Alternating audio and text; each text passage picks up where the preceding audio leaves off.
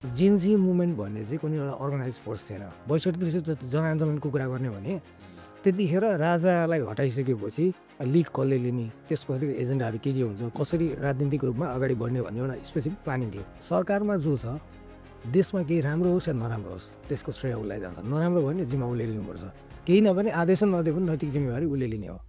यो चाहिँ हाम्रो अब तात्कालीन प्रधानमन्त्री खड्गप्रसाद ओलीबाट यो सम्भव छैन। खड्गप्रसाद ओलीले पहिले राष्ट्रवाद बेचे, त्यसपछि विकास समृद्धिको सपना बेचे र उनले त्यो कुराहरू गर्थे जुन प्र्याक्टिकली सम्भव छैन। यो बहुत मुस्किल छ।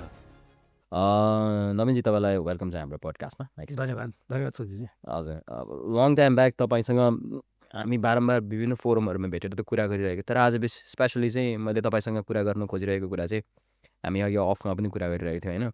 स्पेसली जेनजी आन्दोलन पछाडि जुन किसिमको अर्थ राजनीतिक व्यवस्थाको न्यारेटिभ जतातिर गइरहेको छ एकदमै शङ्कास्पद र हामी कन्फ्युजनको स्टेटमा छौँ होइन। As a citizen of Nepal र यसमा चासो भइरहेको र यसमा धेरै थोर अध्ययन पनि गरिरहेको पुस्ता हो तपाईँ र मैले होइन। अनि त्यसपछि मलाई कहिले के लाग्छ भने आइएम नट अ जेनजी होइन, म जेनजी होइन, हामी सायद तपाईँ र म नै होइनौँ। तर यो आन्दोलन गर्दै गर्दाखेरि हामीलाई तपाईँहरू जेनजी होइन भनेर डिसोन गर्नेतिर कतै पुस भएर अर्को एउटा ट्र्यापमा पर्छ कि भन्ने मलाई चिन्ता लाग्छ। र त्यो जुन चाहिँ मैले चाहेको लागि जसको लागि म पक्षपात गर्ने पक्षमा उभिँदिनँ त्यो फरक वृत्तमा जान्छ कि भन्ने मलाई लाग्छ। जेनजी आन्दोलनपछि तपाईँले देखिरहेको दृश्य चाहिँ नेपालमा कस्तो बन्दैछ एकचोटि? अहिले यसरी लिनुपर्छ। पहिलो जब जेनजी हामी भन्छौँ, जेनजी भनेको उमेरको मात्र कुरा होइन। जेनजी त्यतिखेर सडकमा आयो, नेपालमा व्याप्त भ्रष्टाचार कुशासनलाई लिएर बाहिर निक्लेको। अझ विशेष गरी त्यो सोसियल मिडिया ब्यान्डले मान्छेलाई फ्युल गर्यो त्यो। हजुर, तर त्यहाँनिर के थियो भन्दा यो लडाइँ भनेको शुद्ध परिवर्तन चाहने र परिवर्तन नचाहने पुरातनवादी शक्ति बिचको लडाइँ हो। र त्यसमा अब त्यो जेनजीको फर्ममा कुनै 80 वर्षको वृद्ध पनि आउन सक्छ, अथवा 18-19 वर्षको केटाकेटी पनि आउन सक्छ होइन, 30-40 वर्षको मान्छे पनि आउन सक्छ, सबै खालको मान्छे आयो। किन भन्दा यो सबै कुराले चाहिँ हामीले के देखिरहेको छौँ भन्दा नेपालमा हिजोको दिनदेखि र वर्तमानसम्म पनि भ्रष्टाचार कुशासन एकदम व्याप्त छ। आम नागरिकले श्रम गर्छ, राज्यलाई कर तिर्छ, बाहिरबाट आएको रिमिटेन्सले चाहिँ त्यसको अर्थतन्त्र हानेको छ। तर हिजोको दिनदेखि आजको दिनसम्म केही निश्चित अनुहारहरू छ सत्तामा हाली मैले गरेर उनीहरूले मनलाग्दो तरिकाले आफू अनुकूल राज्य व्यवस्थालाई चलाइरहेको छ। ओ त्यसैको फ्रस्ट्रेसनमा आएको हो। अनि त्यो आउने बित्तिकै अब हिजोको दिनको पुरातनवादी शक्तिहरू अब त्यतिखेर आन्दोलन आइसकेपछि भाग्नुपर्ने स्वाभाविक छ, भाग्यो त्यहाँनिर। तर अहिले आएर फेरि के भयो त भन्दा उनीहरू शक्तिशाली बन्दैछ। यो चाहिँ अलिकति कता घातक हुन्छ कि जस्तो मलाई लाग्छ कि।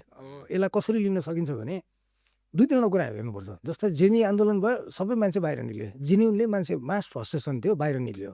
तर यो त पहिलेदेखि नै धेरैजना नेताहरूले पनि यो फ्रस्ट्रेसन चाहिँ एकदम ब्रेक हुनेवाला छ है, बाहिर एक्सप्लोड हुनेवाला छ भनेर त पहिलेदेखि नै भने। बाबुराम भट्टराईले त्यतिखेर सदनमै भने, अब प्रचण्डले चाहिँ देश बङ्गला चाहिँ छुँदैछ भनेर त त्यतिखेर पनि भनेको थिए। अब यो भइरहँदाखेरि एक तरिकाले त्यो प्रस्फुटन पनि भयो। हजुर, समाज अब यो राज्य व्यवस्था नै एक तरिकाले उलटपुलट हुने गरी भयो। 24 घन्टामा त देशको प्रधानमन्त्रीले छोडेर भाग्नु नै पर्ने सिनारी त क्रिएट भयो।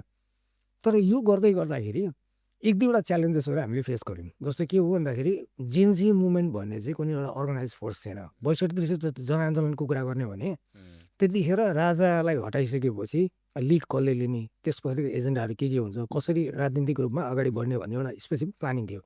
तर यो चाहिँ अनअर्गनाइज फोर्स भइसकेपछि सरकार त ढल्यो। 2 दिनसम्म त हामीले सरकार विहीनताको अवस्था झेल्यौँ। त्यहाँ के गरेर त्यसबाट भन्दा एकदम अन्यलग्रस्त थियो, कसले के गर्छ थाहा छैन। अब पछि संयोगवश अब एउटा सरकार त बन्यो।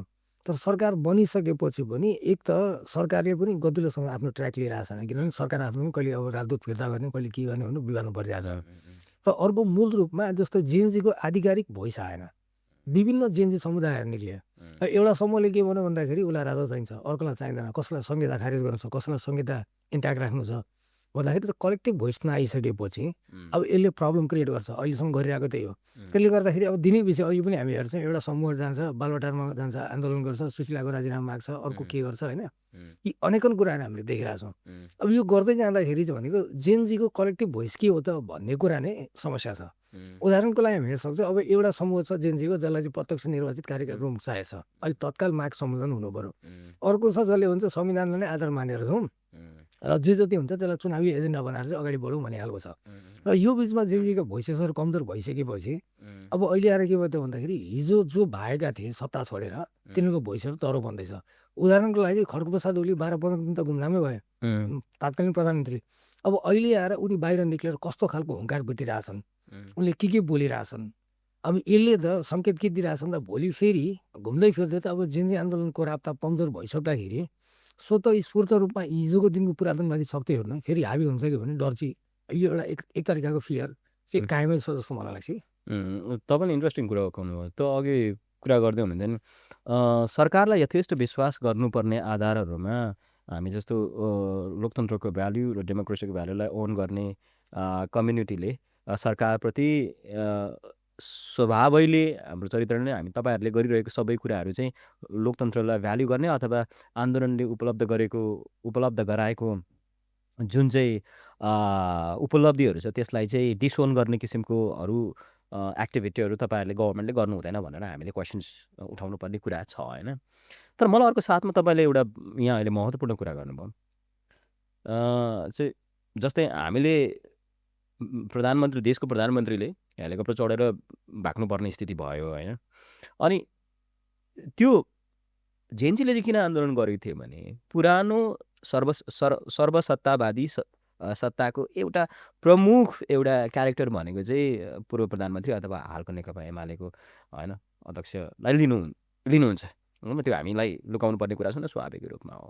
अब त्यस्तो सन्दर्भमा चाहिँ फेरि अहिले जेनजीहरूको कुरा तपाईँले भने जस्तै कुनै क्लियरमा नआउँदाखेरि उहाँहरू चाहिँ एउटा ठुलो भाषमा फैलिएर फेरि त्यो पुरातनवादी शक्तिहरूले चाहिँ आउँदाखेरि चाहिँ मुद्दाहरूलाई चाहिँ क्यास गर्दाखेरि चाहिँ तपाईँ हामी अथवा समाजमा बस्ने जो भुइँ मान्छे हुन्छ समाजको मान्छेहरूलाई चाहिँ कस्तो किसिमको असरहरू पर्छ त्यो विषय पनि सायद हामीले यथेष्ट छलफल गरेका छौँ होइन।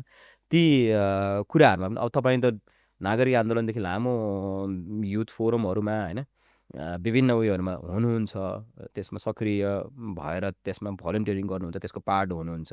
तपाईँले के देख्नु भएको छ यसरी परम्परागत शक्तिहरू आयो भने कस्ता खाले च्यालेन्जहरू आउँछ भन्ने तपाईँलाई लाग्छ? अब परम्परागत शक्ति नै हाबी भयो भने त मूल रूपमा जेनजी मुभमेन्टलाई नै अपराधीकरण गर्छ, यो प्रष्ट हो। तात्कालीन प्रधानमन्त्री खड्गप्रसाद ओलीले भागे पछि फर्केर आइसकेपछि अहिले आएर के कस्तो अभिव्यक्ति दिइरहेछन्। उनलाई त्यो जेनजी आन्दोलनमा जुन घटना घट्यो 76 जनाको हत्या भयो त्यसको बारेमा उनलाई काहीँ पनि रिमोर्स छैन, रिग्रेट काहीँ पनि फिल भएको छैन। र उनले यो पनि स्वीकार मान्दैनन् कि यो मेरो कारणले भएको भनेर। उनले के भन्छन् कुतर्क गर्छन्, घरि मैले बन्दुक चलाएको थिएँ भन्छन्, घरि के भन्छन्, यस्ता यावत कुराहरू गरिरहेछन्। तर मूल रूपमा मैले देखेको के हो भने सरकारमा जो छ देशमा केही राम्रो होस् या नराम्रो होस् त्यसको श्रेय उसलाई जान्छ। नराम्रो भयो भने जिम्मा उसले लिनुपर्छ, केही नभने आदेश नदिए पनि नैतिक जिम्मेवारी उसले लिने हो। यो चाहिँ हाम्रो अब तात्कालीन प्रधानमन्त्री खड्गप्रसाद ओलीबाट यो सम्भव छैन। र अर्को कुरा के हुन्छ भने जस्तै नेपालमा अहिले आएको विभिन्न भोइसेसहरू आए जेनजीको, अनेकन समूहहरू आए। अब एउटा समूहले अस्ति एउटा भन्न धेरैवटा समूहले त अस्ति प्रधानमन्त्रीसँग सहमति पनि गर्यो। र अर्को समूह अहिले आएर फेरि चाहिँ आन्दोलन गरेर बसिरहेको छ, कोही अनसनमा बसिरहेको छ। यो समाचारमा आइरहेको कुरा हामी देखिरहेको छौँ। अब कोही अब अहिलेको वर्तमान प्रधानमन्त्री सुशीला कार्कीको चाहिँ राजीनामा पनि माग्दै आइरहेछ। यावत कुराहरू देखिन्छ। तर मूल रूपमा अब यो सबै कामले चाहिँ के भन्छ भने हिजोको पुरातनवादी शक्तिलाई फाइदा पुर्याउनेवाला छ। र अहिले केसम्म थाहा छ भने मलाई एउटा त्यो अमेरिकन लेखक छन् मार्क ट्वेन, उनको एउटा भनाइ मलाई खुब याद आउँछ कि यदि चुनावले साँच्चै परिवर्तन गर्थ्यो भने उनीहरूले चुनावलाई पनि प्रतिबन्ध लाउँथ्यो भने। अब यो ठ्याक्कै मैले किन ल्याउँछु भन्दाखेरि अब अहिले त सङ्क्रमणकालीनमा छौँ। अब भोलि चुनाव भइसकेपछि नि अब हाम्रो पुरातनवादी शक्ति जति पनि छ यिनीहरूले सामदाम दण्डभेद लगायत अनेकन राजनीतिक खुराफात गर्न जानेको छ। र भोलि के थाहा यिनीहरू फेरि हाबी होला। र यिनीहरू हाबी भयो भने त त्यो जेनजी आन्दोलनमा आएका जस्तै अहिले आएर जुन तरिकाले मान्छेहरू अब पक्राउ परिरहेछन्, हो म आफूले पनि भन्ने के हो भने मान्छे आक्रोशित भएर बाहिर निक्लिनु र आपराधिक नियत लिएर बाहिर निक्लिनु फरक हो। अब सिंहदरबारमा आगो लाउने, सर्वोच्च अदालतमा आगो लाउने, अर्को के भन्छ त्यो म्युजिक तरिकाले आएको मान्छेले यिनीहरूलाई चाहिँ कारवाही गर्नुपर्छ मलाई लाग्छ। तर के भने मान्छे मरेको छ, मान्छे आक्रोशित भएर आएको छ। आक्रोशित मान्छेले बढीमा के गर्छ, ढुङ्गा टिपेर हाल्ला होइन, 2-4वटा सिसा पर्ला, त्यहाँसम्म ठिक छ। तर घरबाट पेट्रोलको बोतल बोकेर अर्को के गरेर प्लानिङमै आउँछ भने त्यो चाहिँ गडबड नै हो, त्यसलाई छान्नु हुँदैन भन्ने हो। र अन्ततः 84 अर्बको लगभग क्षति भएको भन्ने आकलन अहिले आइरहेछ। त्यो सबै क्षति पूर्ति कसले गर्छ भन्दा हामी आम जनताले जसले कर तिरेको छ त्यसैबाट जाने हो भन्दाखेरि देशको एउटा ठुलो रकमको हिस्सा जुन विकासमा लाउन सकिन्थ्यो, मान्छेको जीवनस्तर सुधार्न सकिन्थ्यो, त्यो चाहिँ त्यही हिजोको दिनको आन्दोलनमा जुन विध्वंस गरिएको संरचनाहरू छ त्यही संरचनालाई पुनर्निर्माणको लागि खर्च गर्नु परिरहेको छ। त्यो भनेको त अन्ततः घुमाइफिरे हामीले एउटा आवेगमा चाहिँ आएर आफ्नो सम्पत्ति ध्वस्त बनाएको हो नि त। राज्य व्यवस्थासँग दुश्मनी छ, तर संसद भवन त जो आए पनि त चाहिएला नि त। भोलि अब नयाँ चुनाव होला, नयाँ चुनाव भइसकेपछि नयाँ सरकार आउला, नयाँ सरकार पनि अन्तिममा त माननीयहरू बस्न त संसद भवन चाहिन्छ। अब त्यो त पुनर्निर्माण गर्नु पर्यो। त्यो भनेको त हामीले त्यो करे हुन्छ। त्यो हिसाबमा चाहिँ अब जस्तै अहिले पछिल्लो चरणमा आएर यो नयाँ कोलिसनहरू बन्दैछ, विभिन्न समूहहरू आइरहेछ। तर मूल रूपमा मेरो डर चाहिँ के भने यो कोलिसनको नाममा यो पपुलिस्टहरू नआओस्। किन भन्दा पपुलिस्टहरू आयो भने ऊ त्यो तावाबाट उम्किएको माछा चाहिँ भुङ्रामा पर्छ भन्ने जस्तो सिनारियो हो। एकछिन तपाईँले यो पपुलिस्टको उयो निकाल्नु भयो कि अघि त्यो यो सायद यो शब्द लुसिफर भन्ने शब्द सायद सौरभले भन्नुभएको हो क्यारे। त्यो चाहिँ नेपाली सन्दर्भमा एउटा राम्रो मेटाफोरको रूपमा अहिले इस्टाब्लिस भएको छ, जताततै त्यो कुरा गर्छ। पपुलिस्ट अथवा लुसिफर भन्नु बित्तिकै हामीलाई समाजको त्यो पात्रहरूको याद आउँछ जो चाहिँ होइन एउटा रूपमा उत्रिएर समाजमा त्यसलाई त्यो मुद्दा उठेको उछाललाई आफ्नो पक्षमा लगाएर एकदमै राष्ट्रवादी चरित्र अथवा अन्य कैयौँ कुरा। तर आम मान्छेलाई चाहिँ थाहा हुनुपर्छ, आम मान्छेलाई चाहिँ साधारण मान्छेलाई थाहा हुनुपर्छ पपुलिस्ट अथवा लुसिफर चरित्र भनेको रूपकमा मेटाफोरिकली के हो भनेर पनि थाहा हुनुपर्छ होइन। पोलिटिकली अहिलेको एक्जिस्टेन्समा तपाईँले बुझेको अथवा हामीले समाजले बुझ्नुपर्ने लुसिफर अथवा पपुलिस्ट भनेको कोहरू हुन्, कस्तालाई बुझ्नुपर्छ? अब यो त यस्तो हो, पहिलो त पपुलिस्ट भनेको के हो बुझ्नुपर्छ हामीले होइन। पपुलिस्टले जहिले पनि के गर्छ भने विद्यमान जुन व्यवस्था छ, त्यसको समस्या छ, त्यसलाई च्यालेन्ज जान्छ, गाली गर्छ त्यसलाई, अथवा यो अहिलेको व्यवस्था खराब भयो भन्छ। तर ऊ आफैले चाहिँ त्यसको पैसाको हल दिन सक्दैन। एउटा पपुलिस्ट क्यारेक्टर त्यो हो। अर्को भनेको विशेष गरी पपुलिस्टसँग दीर्घकाल कुनै पनि प्लानिङ हुँदैन। समाजमा यो असन्तुष्टि छ अथवा समाजको समस्या यो हो, यसलाई हामीले यसरी हल गर्छौँ भन्ने यो तरिका कहिले पनि आउँदैन। उसले जम्मा के गर्छ, विद्यमान जुन व्यवस्थामा रहेको असन्तुष्टि छ, मान्छेको असन्तुष्टि, त्यसलाई गाली गलोज गर्ने अथवा त्यो तरिकाले चाहिँ ऊ पोलिटिकली राइज हुने। नेपालमा हामीले हेर्न सक्छौँ, नेपालमा राष्ट्रवादी बन्नलाई केही गर्नु पर्दैन, सिधा इन्डियालाई गाली गरेर पुग्छ। अथवा अर्को एउटा चर्को नेता बन्नको लागि पुरानो नेताहरूलाई मार गाली हाल्ने पुग्छ नि। तर यो गाली गर्दैमा अब गाली त ठिक छ, गाली गर्नु लोकतन्त्रमा मजाले आफूलाई मन लागेकोलाई समर्थन गर्ने, मन नलागेकोलाई गाली गर्नुपर्छ। तर लिडरसिपकै लेभलमा आइसकेपछि पुरानोलाई मात्रै गाली हाल्ने अथवा यो भएन त्यो भएन भन्दा त्यो गुनासो गर्नुको सट्टामा जब सत्ताको बागडोर आफ्नो हातमा आइसकेपछि आफूले चाहिँ के गरौँ भन्ने कुरा हो। त्यसको कुनै एउटा स्पेसिफिक प्लानिङ छैन। अनि त्यो नभइसकेपछि पपुलिस्ट क्यारेक्टर त्यही हो। त्यो नेपाली समाजमा पपुलिजम अथवा यो एकदमै लोकप्रियतावादी छवि निर्माण हुँदै गएको कुरा कि नेपाली जनताको इच्छा अनुसार हो कि अब यहाँ कसैले त विभिन्न कन्स्पिरेसी थ्योरीको कुरा पनि गर्छन्। I guess that is a conspiracy theory जस्तो मलाई लाग्छ होइन।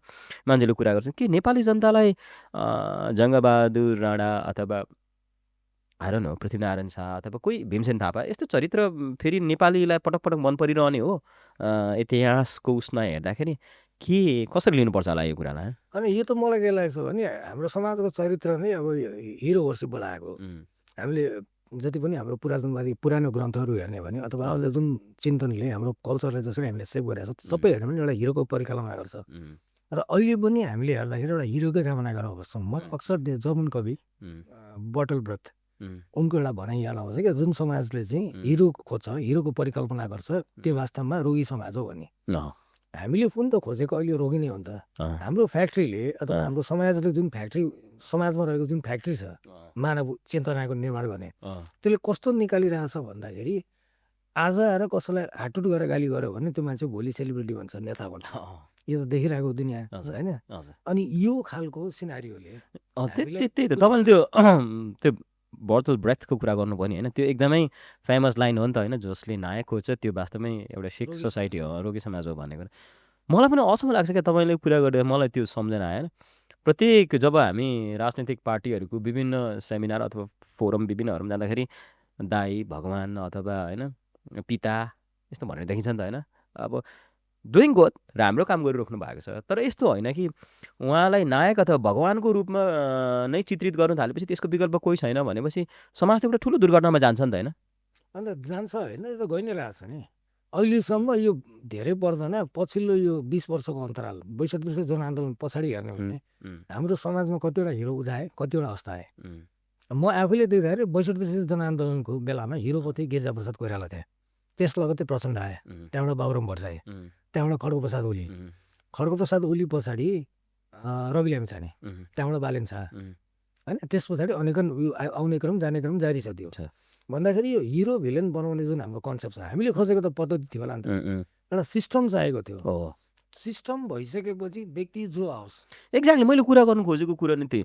जब हामी लोकतन्त्रको बारे कुरा गर्छौँ र रियल डेमोक्रेसीको भ्याल्युको ओनको बारे कुरा गर्छौँ, त्यतिखेर त हामीलाई पद्धति चाहिएको हो नि। हामीलाई कुनै पिता अथवा हामीलाई कुनै दाइ अथवा हामीलाई भाउजू अथवा कोही भौमान यस्ता चाहिएको होइन नि त, होइन। त्यसैले नेपाली समाजको चिन्तन प्रणालीमा काहीँ समस्या छ कि जस्तो मलाई लाग्छ क्या नवीनजी कहिलेकाहीँ। तर डेफिनेटली छ। रिमार्क छ तपाईँको? त्यो त हामी सबै आफैले पनि आफूलाई हेरौँ न, हामी कस्तो पद्धतिबाट हुर्किरहेको छौँ, हामीले के सोचिरहेको छौँ, के सिकाउँछौँ अरूलाई। हजुर, हामी आफूले के सिकिरहेको छौँ भन्दा हाम्रो यो ओभरअल चिन्तन पद्धति नै समस्याग्रस्त छ नि। अनि त्यो भनेको अर्थ चाहिँ अब यसलाई पुरा गिभअप गर्ने, अब केही नै हुँदैन भन्ने त होइन। यो चिन्तन पद्धतिलाई हिर्काउनु त हामीले जान्नै पर्छ, हिर्काउनै पर्छ।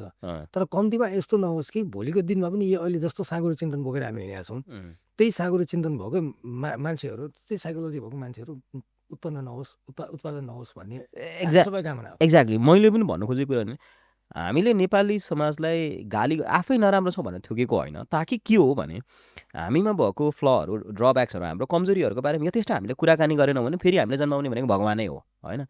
त्यो भगवानले समाजलाई दिने भनेको एउटा ठुलो दुर्घटना हो। उसै त हामी एकदमै संवेदनशील अवस्थामा छौँ, होइन। इतिहासदेखि हाम्रो अवस्थितिले पनि त्यही नै छ। त्यस कारणले ती भगवानको कल्पनाबाट भगवानको काल्पनिकीबाट नेपाली समाज जहिले उत्रिन्छ त्यो ह्याङबाट, तब हामी एउटा मेच्योर डेमोक्रेसीतिर अथवा हामीले अहिले जुन संघीयता अथवा समावेशिताको एउटा कल्पना गरेको छौँ, प्योरेस्ट कल्पना, त्यतिखेर सम्भव हुन्छ भन्ने मलाई लाग्छ।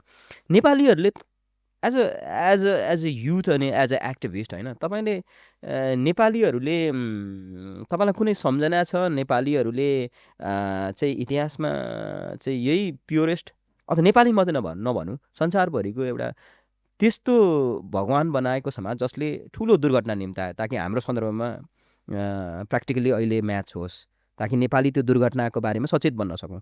कुनै यो त बेस्ट एक्जाम्पल भयो त युक्रेनको जेलेन्स्कीलाई हेर्न सकिएछ। अहिले हामी बाँचेको समयमा ठिकै क्लिक गर्नु हो, भ्लादिमिर जेलेन्स्कीले गर्यो कि त। अब हिजोको दिनमा त्यहाँ समाजमा त एक तरिकाको रिसेन्टमेन्ट थियो, सोभियत युनियनबाट टुक्रेपछि युक्रेन एक तरिकाको स्वाधीन अवस्थामा थियो। तब त्यो गर्दै जाँदाखेरि अब जतिखेर जेलेन्स्की आयो, जेलेन्स्की आइसकेपछि उसले के नेटो एक्सपान्सनको कुरा लिएर आयो र विशेष गरी पश्चिमाहरूले उच्कायो। र मलाई जहाँसम्म लाग्छ त्यतिखेर नर्वेजियन एउटा डिप्लोमेट छ जेन्स स्टोल्टनबर्ग भन्ने, ऊ चाहिँ नेटोको प्रमुख पनि थियो। ऊ आफूले पनि उसलाई त्यो केसलाई भयङ्कर उच्कायो। अन्तिममा गयो जस्तै जेलेन्स्कीले के बुझ्न सकेन भने जस्तै छेउमा रसिया छ, रसिया आफैमा महाशक्ति राष्ट्र हो र यसलाई चिडिएर कुनै पनि काम गरिन्छ भने त्यसले चाहिँ अन्तिममा हानि नै गर्छ भन्ने खालको उसले त्यो बुझेन। अब हामी जस्तो जियो पोलिटिकली सेन्सिटिभ पोजिसनमा रहेको मुलुक, हाम्रो उत्तरतिर चीन छ, दक्षिणतिर भारत छ। तर यो दुईटै देशहरू आर्थिक रूपमा सामरिक रूपमा महाशक्ति राष्ट्र बन्ने होडबाजीमा गइरहेको छ र यो दुईटै न्युक्लियर वारफेयर, न्युक्लियर वेपन सम्पन्न मुलुकहरू यिनीहरूसँग दुईटैसँग छ भन्दाखेरि यिनीहरूसँग हामीले निभोजेर काम छैन। अब त्यसको लागि हामीसँग अन्तिम उपाय भनेको वार्ताको विकल्प हो। अब त्यो वार्ता गर्नको लागि हामीले के कस्तो प्रक्षेपण गर्न सक्छ, हाम्रो तर्फबाट इनिसिएसन के लिनुपर्छ। जस्तै हामीले इन्टरनली एउटा राम्रो प्लानिङ गरेर चाहिँ हाम्रो जस्तै इन्डियासँग हाम्रो समस्या के छ, चीनसँग हाम्रो समस्या के छ, त्यसलाई सही रूपमा पहिल्याएर चाहिँ उनीहरूलाई बोलाएर वार्ताको टेबलमा ल्याएर ल तिम्रो यस्तो यस्तो छ हामी यो गर्छौँ भनेर एउटा सहमतिमा गयो भने त सायद नाइ त नभन्ला। तर हामीसँग त्यो भन्दा पनि बढी चाहिँ अहिले मैले भने राष्ट्रवादी बन्नु मन छ भने धेरै पर्दैन, भारतलाई गाली गरेर पुग्छ मजाले। भारतलाई गाली गर्दैमा समस्या हल हुन्छ। जस्तै 2050 होला के गोल्डम्यान स्याक्सको एउटा प्रोजेक्सन हेर्दै थियो, त्यहाँ चाहिँ विश्वको पहिलो अर्थतन्त्रमा सबैभन्दा पहिलो मुलुक भनेको चीन भन्छ, $55 ट्रिलियन त्यो भनेर प्रेडिक्सन छ। र दोस्रोमा $53 ट्रिलियन सहित इन्डिया भन्छ र तेस्रोमा मात्रै अमेरिका आउँछ $52 ट्रिलियन भनेर एउटा प्रोजेक्सन मैले अलिकति अगाडि हेर्दै थिएँ। अब त्यो कति मिल्ला कति नमिल्ला, तर उनीहरूको जुन अर्थतन्त्रको विकास छ त्यसले ढिलो चाँडो यो दुईटै महाशक्ति राष्ट्रहरू यिनीहरू बढ्दैछ भन्ने त देखिरहेछ। भन्दा हामी यो दुईवटा देशको बिचमा बसेर अँध्यारो मुलुक भएर बसिरहेछौँ। अर्थतन्त्र लेस छ, $40 बिलियन छ भन्दा यो दुईवटालाई साथ सहयोग पाइयो, यिनीहरूलाई पनि अलिकति उनीहरूको इन्ट्रेस्टमा अलिकति हामीले केही गर्न सक्यो र उनीहरूले पनि हाम्रो इन्ट्रेस्टमा केही गरिदियो भने सायद उनीहरू पनि समृद्ध बन्ला। अब विशेष गरी चीन र भारतलाई त उनीहरूको इन्टरनल सेक्युरिटी कुरा हो। त्यसमा हामीले उनीहरूलाई एस्योर गरेँ कि तिम्रो विरुद्ध कुनै पनि काम हुँदैन र तिम्रो पनि हामी विरुद्ध के काम हो आर्थिक रूपमा हामीले एकअर्कालाई सहयोग गरौँ भन्दाखेरि उनीहरूलाई पनि के होला नमेसी तपाईँलाई मैले एकचोटि यहाँ एउटा कुरामा रोकेँ मलाई यही कुरामा चाहिँ के लाग्छ भने नेपाली सन्दर्भमा फेरि हाम्रो नेपाली सन्दर्भमा कनेक्ट गर्दाखेरि चाहिँ के भने अहिलेको आन्दोलनको परिवेशमा यो उभारबाट जेनजी आन्दोलनबाट भइसकेपछि अहिले जुन यो फ्युटाइल एकदमै भोलाटाइल स्टेज छ नि यताउता लिक्विड फर्म छ यो तरल अवस्थामा मलाई के लाग्छ भने केही मान्छेहरू जो प्रति आम नेपालीले आशा गरेको छ होइन जस्तै म नामै तोकेर भन्न चाहन्छु यो हाम्रो पडकास्ट मार्फत किनभने इट्स नेसेसरी मेरो लागि जस्तै कहिलेकाहीँ बालेन छ कहिलेकाहीँ हर्क साम्बाङ होइन म पुरानो नेताहरूको कुरा गर्न चाहन्न किनभने पुरानो नेताहरूको यही मिस्टेक्सले गर्दाखेरि हामी यो एउटा भाषा नयाँ पुग्यौँ होइन नयाँ आएको तर नयाँहरूको ताल पनि के छ भने चाहिँ हाम्रो भौगोलिक अथवा जियो पोलिटिकल होइन भू राजनीतिक अवस्थाको संवेदनशीलतालाई मनन नगरिकन जनताको भोट पाउने र आफू पपुलिस्ट खाने नारा गर्नको लागि भाषणबाजको लागि भारत चीनलाई गाली गर्ने अथवा पश्चिमालाई गाली गर्ने भन्ने कुरा चाहिँ अल्टिमेटली यो दुःख पाउँदो जनतै हो नि त होइन यसको बारेमा यथेष्ट हामीले छलफल र खबरदारी गरेको छैनौँ भन्ने मलाई लाग्छ क्या नवीनजी तपाईँलाई कस्तो लाग्छ यो विषयमा यो अहिले पछिल्लो चरणमा आएर फलानु पपुलिस्ट भन्दा पनि पपुलिजमको नेपालमा बाहिरै गइआएको मैले ठ्याक्कै जस्तै मैले इन्डिकेट गर्नुपर्ने त्यो चाहिँ पहिलो हाम्रो खड्गप्रसाद ओलीबाट सुरु भएको हजुर खड्गप्रसाद ओलीले पहिलो राष्ट्रवाद बेचे त्यसपछि विकास समृद्धिको सपना बेचे र उनले त्यो कुराहरू गर्थे जुन प्र्याक्टिकली सम्भव छैन यो बहुत मुस्किल छ अनि यस्तो हो नि अझ उनको त्यो पोलिटिकल्ली राइज हेर्दाखेरि पनि त पहिला उनी 14 वर्ष जेल भरे त्यहाँबाट पछि बाहिर निक्लि लगत्तै उनले चाहिँ यो प्रजातान्त्रिक राष्ट्र युवा सङ्घ त्यसको संस्थापक अध्यक्ष बने अनि त्यो बेलामा पार्टीको असन्तुष्ट समूहलाई भेला पारेर एक तरिकाले उनी पावरमा अलिकति राइज भयो पछि गृहमन्त्री बने र उनी गृहमन्त्री बनेपछि भन्नु त्यो 50 को दशकमा हेर्दै भने माओवादी जनयुद्ध सुरु भयो अब माओवादी युद्ध सुरु भएको बेलामा धेरै मान्छेहरू थिए जसले चाहिँ माओवादीलाई मन पराउने अहिले पनि त्यो समूहहरू धेरै छ अनि त्यो बेलामा अधिकांश नेताहरू बोल्न डराउँथे खड्गप्रसाद ओली उनीहरूलाई गाली हान्थ्यो र उनले गाली गर्ने क्रममा चाहिँ भने आफूलाई माओवादी मन नपराउने सम्पूर्ण जमातमा चाहिँ एक तरिकाको नेताको रूपमा आफूलाई इस्टाब्लिस गरे 62-63 जना आन्दोलनमा कुनै रोलै थिएन यद्यपि आन्दोलन सकिए लगतै अब उनी त बैलगाडा चढेर अमेरिका जानुहोस् त्यो नेपाल गणतन्त्र आउनु भने त्यो बोलेको त्यो क्लिप त अहिले पनि भाइरल छ त्यो उनले त्यो खालको अभिव्यक्ति दिन्थे पछि गएर उपप्रधान एवं परराष्ट्र मन्त्री भयो गिरिजाप्रसाद कोइरालाको सरकारमा त्यस पछाडि अब उनले पछि गएर उनी आफै के भन्थे एक व्यक्ति एक पद भन्ने 9 महाधिवेशनको बेलामा अघि आएको अनि पार्टीमा आन्तरिक लोकतान्त्रिकरणको लागि उनले एकदम जोडबल रूपमा कराइरहेको हामी दस्तावेज किताबहरू भेट्छ हामी तर जब उनी पदमा आए पदमा आउने बित्तिकै अध्यक्ष पद हुँदै यता यो प्रधानमन्त्रीसम्म बन्न भ्याए त्यो बनिसकेपछि उनले उनको निरङ्कुश चरित्र त एकदम दिनानुदिन बढ्दै गयो र त्यो बिचमा पनि हामीले उनको दिएको भाषणहरू प्रधानमन्त्रीको रूपमा उनले कहिले पनि घर घर ग्यास पाइप ल्याउँछु भने त्यो उनले त्यो बेला भनेको थियो जतिखेर भारतले नाकाबन्दी दिलाएर चाहिँ आम मान्छेलाई दाउरा पनि जो गर्न मुस्किल परिरहेको थियो अनि उनले के भने गोजीमा पैसा नभने त नेपाली नै हुँदैन पैसै छैन भने अलिकति सरकारले हालिदिन्छ भने अहिलेसम्म उनले उनको धेरैचोटि प्रधानमन्त्री बने उनको टोटल टेन्डर गर्दा 5 वर्ष नारी होला यो 70 को दशकदेखि अहिलेसम्म हेर्ने 50 जना उनले गोजीमा हाल्दै आफ्नो कार्यकर्ता छोडेर बाहेक अनि यो नभए अनि यस्तो यस्तो हावादारी कुरा गर्ने हुँदा यो पपुलिजमको त कुरा यही नै हो नि पछि गएर उनको जब डिक्लाइन भयो डिक्लाइन भइसकेपछि अब उनकै पद चिन्हलाई फलो गर्दा नयाँहरू आएको हिजो उनले के सिकायो उनी पहिलो त्यो 74 सालको चुनाव पछाडि उनले प्रधानमन्त्री भन्दाखेरि उनले भनेको के थियो विरोधीलाई अरिङ्गाल भनेर जाइ लाग्नु भन्दा उसले सिकाएको साइबर सेना भन्दा उनले खडा गरेको पछि गएर अब के भयो त भन्दा साइबर सेना अरूहरूले पनि निकाल्न थाल्यो र उनको साइबर सेनालाई पनि मात खुवाउने खालको अरू सेनाहरू निक्ल्यो त्यस पछाडि उनले आक्रोशित भएर चाहिँ सामाजिक सेनालाई प्रतिबन्ध लाग्यो नत्र सोसल मिडियामा उनको मात्रै जजाकार भइदिएको भयो उनलाई त त्यो जरुरी थिएन नि त सोसल मिडिया ब्यान गर्नलाई अनि अब त्यस पछाडि उनको फल भयो लगतै अब नयाँ नयाँ पपुलिस्टहरू आइरहेछ यो क्रम जारी छ मिनवाइल यति नै बेला म पनि मेरो पर्सनल मलाई के लाग्छ भने with due respect to all the political parties of Nepal मलाई चाहिँ खड्गप्रसाद ओलीको बारेमा मैले कुरा गर्नु पऱ्यो भने मलाई as a citizen of Nepal as a youth होइन मलाई के लाग्छ भने उहाँको अडान लिन सक्ने त्यो क्यापेसिटीले हामीलाई के बनायो भने एउटा आशा दियो क्या कुनै बेला जतिखेर हामी सायद एउटा भावुक मनस्थितिमा थियौँ जतिखेर हामीलाई भारतले चाहिँ एक किसिमको इकोनोमिक ब्यारिकेड लगाएको थियो नि त होइन त्यतिखेर उहाँ आशा भन्नुभयो तर त्यो आशाको जगमा टेकेर उहाँले के गर्नुभयो भन्दाखेरि हामीलाई यस्तो हाम्रो दिमागलाई प्रदूषित र एकोरो बनाउने एउटा टक्सिन हाल्नुभयो यहाँ पोलिटिकल्ली, हामी चाहिँ उहाँले भनेको सबै उहाँलाई बोयकट गर्नु बित्तिकै उहाँलाई भित्तामा पुऱ्याएर को काका पुगेको छ हामीलाई प्रश्न थाहा देखिरहेको छौँ हामीले सार्वजनिक होइन। अनि त्योभन्दा पनि खतरनाक कुरा त्यति मात्रै होइन, टक्सिनेट मात्रै गर्ने कुरा होइन। मलाई के लाग्यो उहाँलाई मलाई सबैभन्दा कुरा उहाँले गलत ठाउँमा गलत अडान लिएर क्या अहिले पनि उहाँको विचारहरू मलाई एकदमै भिडन्त उन्मुख लाग्छ व्यक्तिगत रूपमा है। मलाई भिडन्त उन्मुख लाग्छ। अब मिनवाल मैले तपाईँसँग यहाँ एउटा कुरा सेयर गर्न खोजिरहेको कुरा के हो भने यो कुरा चाहिँ नयाँ आउनेहरूमा पनि खतरा छ क्या। नामै भनौँ है भालेनबाट होइन, भालेनलाई मान्छेले कसरी लिइराख्नु भएको छ, हर्क साम्पाङलाई मान्छेले कसरी लिइराख्नु भएको छ होइन। अनि त्यसपछि इभन कुलमान घिसिङहरू लगायतको यो अहिले जति पनि आउनुहुने जति हुनुहुन्छ उहाँलाई रविलाई कसरी लिइराख्नु भएको छ। मैले तपाईँलाई किन गरिरहेको छु भने तपाईँले you have been always raising special concern सार्वजनिक फोरमहरूमा, चाहे त्यो फेसबुकमै लेखेर भए पनि जो मान्छे डिक्टेटरसिप र भगवानकृत गर्नको लागि आफू मात्रै सोल्युसन हो भनेर आइरहेको छ त्यसमा तपाईँले क्वेसन गरिराख्नु भएको छ होइन। अलिक प्रश्नसँग वाइ टु थिङ्क कि तपाईँलाई किन लाग्छ कि यो नेसेसरी छ कि हामीले तानासाको लागि स्पेस बनाउनु हुँदैन भनेर चाहिँ किन जरुरत छ, अथवा के कुराले मोटिभेसन गर्छ तपाईँलाई त्यो विषय? यो त यस्तो नि, लोकतन्त्र भनेको के हो त भन्दा जहिले पनि आफ्नो चाटुकारले बोल्न पाउने व्यवस्था मात्रै लोकतन्त्र होइन। त्यो त उत्तर कोरियामा पनि तपाईँले किम जङ उनलाई अलिक प्रशंसा गर्नु भने तपाईँले के गर्दैन, तर उनको विरोध गर्नु भने तपाईँलाई सिध्याउँछ त्यहाँ। अहिलेसम्म हामीले न्युजमा पढेको कुरा त्यही नै हो। भन्दाखेरि लोकतन्त्र त तपाईँको विरोधी विचारलाई पनि स्पेस दिने होला नि त। फ्रेन्च दार्शनिक भोल्टेयरले भनेका छन् म तिम्रो भनाइसँग सहमत त छैन, तर तिम्रो भनाइलाई सुनिश्चित गर्नको लागि अन्तिम साससम्म पनि लड्छु भनेर उनले त्यो उनको एउटा अभिव्यक्ति छ त्यो होइन। अब कतिले चाहिँ उनको त्यो होइन, कसैले बायोग्राफरले उनको त्यो हालिदिएको पनि भन्ने छ, आइडन भटिस होइन, तर त्यो मलाई मन परेको एउटा भनाइ हो। अब यो भन्दै गर्दाखेरि हाम्रो समाजमा पनि त विविध विचारहरू छ, विभिन्न समूहहरू छ, समुदायहरू छ, राजनीतिक दलहरू छ। भनेको यो सबैले हामीले एस्योर के गर्नु पर्यो भन्दाखेरि यो समाजमा बहुमतले शासन गर्छ तर अल्पमतको पनि सम्मान हुन्छ, यो कुरा त हामी एस्योर गर्नु। हजुर, यो त लोकतन्त्रमा मात्रै सम्भव छ, तानाशाही व्यवस्थामा सम्भव छैन। मलाई यतिकै थाहा छ, म आफै पनि गणतन्त्रवादी हो र गणतन्त्रको कट्टर समर्थक हुँ।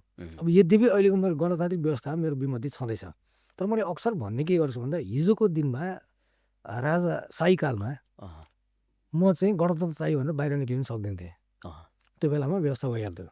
तर अहिले आएर गणतन्त्रमा, यो लोकतान्त्रिक गणतन्त्रमा राजावादीले पनि राजा चाहियो भने मजाले हिँड्न पाउँछ। मलाई के थाहा छ भने अब राजावादीले राजा चाहियो भनेर आन्दोलन गरेर निक्ल्यो भने र त्यसमा अहिलेको गणतान्त्रिक सरकारले दमन गर्यो भने त्यसको विरोध गर्न म निक्लिन्छु। हजुर, किन भन्दा लोकतन्त्र यसको लागि लिएर त आएको विभिन्न समूहहरू छ र त्यो विभिन्न समूहहरूले आफ्नो विचार अभिव्यक्त गर्नु पाउँछ र उसले आफ्नो इलेक्ट्रल प्रोसेसबाट उसमा आफ्नो अहिले हाम्रो संविधानमा त अपरिवर्तनीय धारा भने त केही पनि छैन, 2/3 ल्याएर परिवर्तन गर्नु पनि सक्छ। योसम्म लिभरेज त छ नि त हामीलाई। अब यद्यपि हाम्रो संविधानमा धेरै कुरा होला हामीलाई असन्तुष्ट, अहिले पनि असहमत भएको कुरा, तर पनि मलाई के थाहा छ भन्दा 47 सालको संविधानभन्दा यो अहिले प्रगतिशील छ र यदि त्यसो गर्ने भने यो सबै त्यसले ल्याएको लोकतान्त्रिक व्यवस्थाले ल्याएको हो होइन। मान्छेले चुनावमा भोट दिएर आफ्नो दल, आफ्नो प्रतिनिधिलाई जिताएर संविधान जारी गराएको छ। अब त्यो हुँदा पनि अब धेरै विशेष गरी मधेसवादी दलहरूको असन्तुष्टि छँदै थियो त्यहाँ। अब त्यो असन्तुष्टि अहिले पनि कायमै छ त्यो। अब त्यो कुरालाई राज्यले गम्भीरतापूर्वक लिनुपर्छ र त्यसलाई हेर्नुपर्छ। त्यो चाहिँ कसैलाई पनि राज्यले एक्सक्लुड गर्नुपर्छ, त्यो पोलिसी लिनुपर्छ भन्ने मलाई लाग्दैन। सबै विचारहरूलाई समेट्नुपर्छ। त्यसको त्यो त प्लेटफर्म भनेको त केवल लोकतन्त्रमा मात्रै छ, त्यो त कुनै पनि तानाशाही व्यवस्थामा छैन। यदि त्यसो भने अब लोकतन्त्र बचाउनको लागि त सबैले आफ्नो ठाउँबाट भोइस त दिनैपर्छ। मान्छेले कराउँदा जस्तै एउटा अङ्ग्रेजीमा भनाइ छ नि, rights are taken not given. अधिकार कसैले दिएर आउँदैन, अधिकार चाहिँ खोज्नै पर्छ। मान्छेले यत्रो समयदेखि लड्दै यो त अहिले मात्र होइन त, यो 64 सालमा पहिलो संविधान सभाको जुन चुनाव भयो त्यो भनेको यहाँ अहिले होइन, पहिले राणाकाल अन्त्य हुँदाखेरिदेखि बिपी कोइरालाले पनि त्यो बेला संविधानको कुरा गरेका थिए। धकेलिँदै गरेर चाहिँ पछि गएर 64 सालमा पहिलो संविधान सभाको चुनाव भयो, दुर्भाग्यवश त्यो पनि असफल भयो। पछि दोस्रोबाट पनि त संविधान जारी भयो, त्यो त हामीले देखाएको छौँ। भन्दाखेरि त्यो संविधान सभाको पुसको त्यो चुनावको लागि त कति वर्ष हामीले कुराएर छौँ त भन्दाखेरि तब मात्र न एक तरिकाको हिजोको दिनको राजा महाराजाले बनाएको संविधानभन्दा तुलनात्मक रूपमा प्रगतिशील। म फेरि एकदम पुरै गतिलो म भन्दिनँ, हाम्रो असन्तुष्टिको बुँदा आफ्नो ठाउँमा छँदैछ, त्यो लिएर आएको छ भने यो केले दियो त लोकतान्त्रिक गणतन्त्रले दियो उम्, त्यसको लागि त यसलाई बचाउन सकेन भने त भोलि अर्को तानासा आउला तानासाले के गर्छ संसारमा देखेको छ उम्, किन तानासा त हामीले यहाँ नेपालमा त भएको होइन नि त उम्, अब अहिलेको व्यवस्थामा त खड्गप्रसाद ओलीले तानासा बनेर आउन खोजेका थिए उम्, अब विडम्बना सुन्नु भाग्नु पर्यो उनको पतन भयो त्यहाँ उम्, फेरि उनीहरूले अहिले हुङ्कार गरिरहेछन् उम्, भन्दाखेरि कुनै पनि सभ्य समाजमा तानासाही व्यवस्था कहिले पनि स्वीकार्य हुँदैन उम्, र फेरि अब यहाँ बुझ्नुपर्ने कुरा चाहिँ लोकतन्त्र लोकतन्त्र जुन भनिन्छ उम्, र लोकतन्त्र भनेको चाहिँ जनताले केवल 5 वर्षमा एकचोटि आफ्नो प्रतिनिधिलाई भोट दिएर मात्रै जिताएर मात्रै लोकतन्त्र सुनिश्चित I think this is important, no? होइन मैले बारम्बार भन्दै आइरहेको छु अँ, अलिकति अगाडि मलाई किताब पढ्दै थिएँ बर्नी स्यान्डर्सको it's uh. Okay to be angry about capitalism भन्ने अँ, त्यहाँ पनि उनले के भन्छन् भन्दाखेरि आर्थिक समानता बिना आर्थिक हैसियत बिना राजनीतिक जुन अधिकारको कुरा हुन्छ पोलिटिकल फ्रिडम उम्, त्यो सम्भव छैन भनौँ उम्, त्यो वास्तवमा हो पनि उम्, भन्दा लोकतन्त्र भनेको केवल बोल्ने मात्रै होइन ऊ बेलामा प्लेटोले पोलिटिक्स भन्ने किताबमा लेखेकै थिए गरिबहरू चाहिँ धनीको सम्पत्ति प्रति जहिले पनि आक्रामक हुन्छ र त्यही भएर धनीले थोर बहुत रूपमा भयो भने गरिबलाई घाँस बाँस कपास आवासको व्यवस्था गरिदिने मात्रै भयो भने अँ, त्यो होस्टिलिटी धेरै हदसम्म कम हुन्छ भनेर त्यो कुरा लिएर आएको थिएँ उम्, तर समयको लामो क्रममा पनि के भयो त भन्दा राज्य व्यवस्थाले बढीभन्दा बढी चाहिँ आम जनतालाई आफ्नो निरङ्कुशता थोपार्ने अनि त्यसको त्यो राज्य व्यवस्था स्टेट र जहिले पनि नागरिकको जहिले पनि दोहोरो द्वन्द्व चलिरहने त्यो गर्दै गर्दै गर्दै अहिलेको यो अवस्थामा आइपुगेका छौँ अब राज्यको प्रारूप फेरिँदैछ हिजो फेरि थियो एउटा थियो आज अर्को छ भोलि गएर अर्को बन्ने स्वाभाविक छ तर पनि मान्छेले अधिकार प्राप्तिको सङ्घर्ष चाहिँ अहिलेसम्म छाडेको छैन त्यो कन्टिन्युस चलि नै जान्छ ह्युम्यानिटी जबसम्म सर्भाइभ गर्छ तबसम्म चलिरहन्छ I think मलाई लोकतन्त्रको भ्यालुको बारे कुरा गर्दाखेरि के लाग्छ भने नवीनजी तपाईँभन्दा म फरक हो र तपाईँको फरकलाई स्वीकार गर्छु भनेर भन्ने चाहिँ लोकतन्त्रको मूल मर्म हो हाम्रो सन्दर्भमा मैले यो किन भनिरहेको छु भने नेपालको जस्तो खालको सामाजिक अथवा राजनीतिक अथवा भौगोलिक हाम्रो संवेदनशीलता र विविधता छ त्यो कुरा चाहिँ हाम्रो लोकतन्त्रको चुरो कुरा हो मेरो लागि पर्सनल कन्सर्न कुरा गर्नुहुन्छ भने नवीनजी मेरो लागि चाहिँ पर्सनल सबैभन्दा कुरा चाहिँ फरक हो र फरकलाई म स्वीकार्छु यो संविधानमा धेरै कुराहरू जो छन् जो कुरा मलाई स्वीकार्य छैन तर पनि यो मेरो संविधान हो यसको रक्षार्थ म लाग्छु यसलाई सुदृढ गर्नका लागि चाहिँ मेरो पनि भूमिका हुन्छ भनेर मान्नु चाहिँ लोकतन्त्रको पहिलो भ्यालु हो त्यस कारणले मलाई के लाग्छ भने यदि मैले भनेको मात्रै ठिक छ र अरू कुरा चाहिँ कम्प्लिटली रङ हो भनेर न्यारेटिभ जसले समाजमा त्यो किसिमको सङ्कथनको विकास गर्छ तिनीहरू तानाशाही चरित्र हो हामीले त्यस्तो जन्माउने प्रयत्नको विरुद्ध नै सायद हामीले यो अहिले गरिरहेको निरन्तर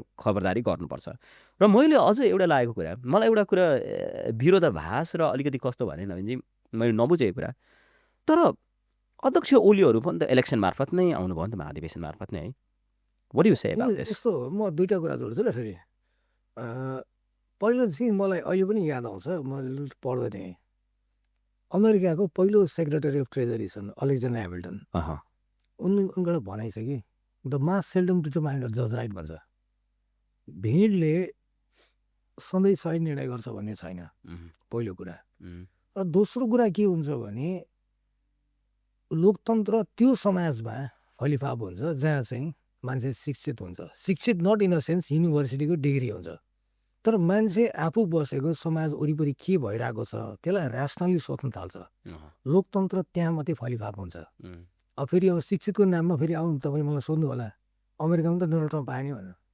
भनेर होइन मैले भन्न खोजेँ के भने त्यो युनिभर्सिटी डिग्री अथवा आफ्नो प्रोफेसनमा मात्रै होइन मूल रूपमा के अन्त समाजमा के भइरहेको छ त्यसमा चाहिँ हामी सबैले एकदम सेन्सिटिभ बन्नुपर्छ त्यसमा भइरहेको घटनालाई एकदम नजिकबाट निहाल्नुपर्छ त्यसलाई अध्ययन गर्नुपर्छ विश्लेषण गर्नुपर्छ त्यो समाजमा मात्रै लोकतन्त्र फलिफाप हुन्छ एउटा अर्को मलाई खुब याद आउँछ कि दक्षिण कोरियाको अर्थशास्त्री छन् हाजुन च्याङ उनको एउटा किताब छ सायद मलाई लाग्छ इकोनोमिक्स द युजर राइट अथवा 23 things they don't develop capital कुनै एउटा किताबमा भनेका छन् economics is too sensitive able to be left in the hand of economics भन्छन् क्या अनि उनले के तर्क दिन्छन् भन्दा यदि सबै कुरा अर्थशास्त्रीको मात्रै जिम्मा लगाइदिने हो भने 2008मा क्रास आइरहेको थियो वाल स्ट्रिटमा क्रास आइरहेको बेला संसारको सबभन्दा घगडा अर्थशास्त्रीहरू सबै त्यही हेर्दै छ त्यो क्रासलाई एभोइड गर्न किन के पनि गर्नुतिर नै भन्छन् अब यो चाहिँ अर्थतन्त्रको बारेमा उनले कुरा गरे अब यो कुरा लोकतन्त्रमा पनि हामीले भन्न सक्छौँ कि यो लोकतन्त्र भनिसक्दाखेरि केवल एक्सपर्टहरू पोलिटिसियन र त्यसको त्यो राजनीतिक विश्लेषकहरू वा केही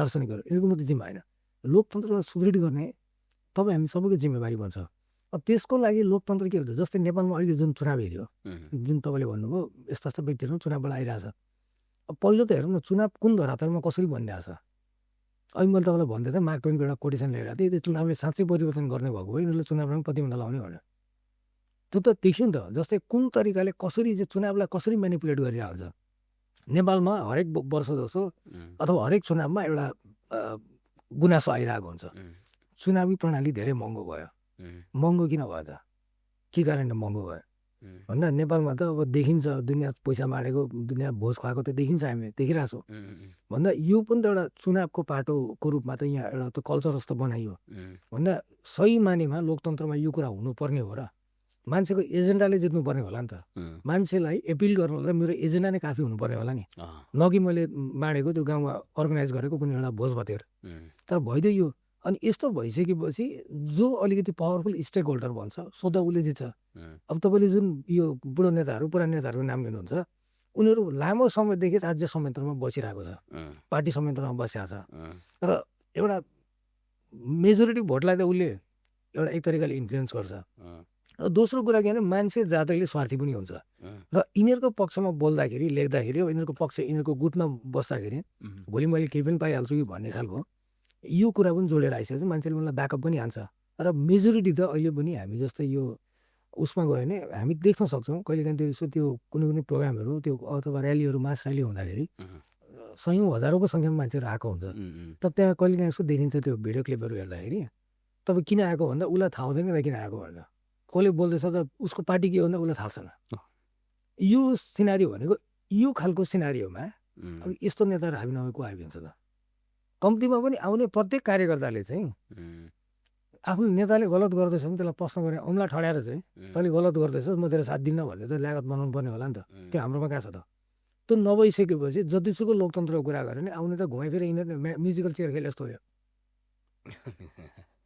हो तपाईँको कुरा म एउटा सानो प्रसङ्ग जोड्छु ल प्रसङ्ग जोड्छु मतलब तपाईँको के छ यसमा रिमार्क चाहिँ कतिपय कलाकारहरूले म गरेको सुन्छु है अब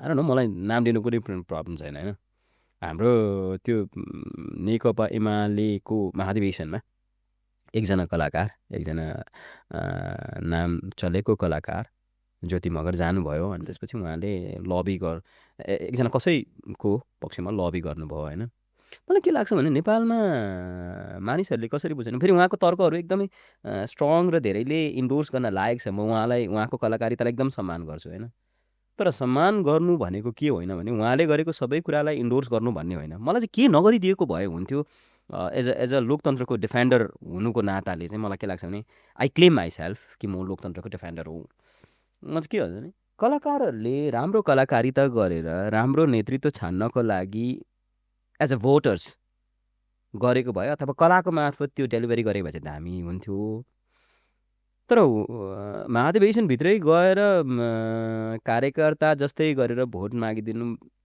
आई थिङ्क यो चाहिँ ज्योति मगर दिदीको मात्रै प्रब्लमको कुरा होइन मैले नामै भने होइन किनभने I think this is need to be discussed होइन अनि उहाँ आफै त्यसरी जानुभयो है त्यो चाहिँ हाम्रो सोचको प्रतिबिम्ब पनि हो क्या किनभने हरेक कुरामा सानो कुरामा पनि पोलिटिकली नै हुनुपर्छ र त्यसलाई चाहिँ एक्सट्रिम लेभलमै पुस गर्नुपर्छ भन्ने हाम्रो नेपाली समाज एक किसिमको ग्रसित छ भन्ने मलाई लाग्छ होइन आएर तपाईँ स्टेटमेन्ट यसमा राख्नु चाहनुहुन्छ भने यसलाई मैले चाहिँ कसरी लिन्छु भने अहिले मैले भनेको थिएँ यो नेपालमा हामी जति पनि बस्छौँ हामी कन्सियसली होस् वा unconsciously we are all politician political being politician होइन राजनीतिक प्राणी भएन हजुर हजुर उसले भन्छ नि एरिस्टोटलले हेर्दा होइन प्लेटोले हो क्या man is a social animal दुइटामा कसले भनेको छ है अनि he lives in society and if he doesn't live in society or if he doesn't need society either his beast or god भन्छ कि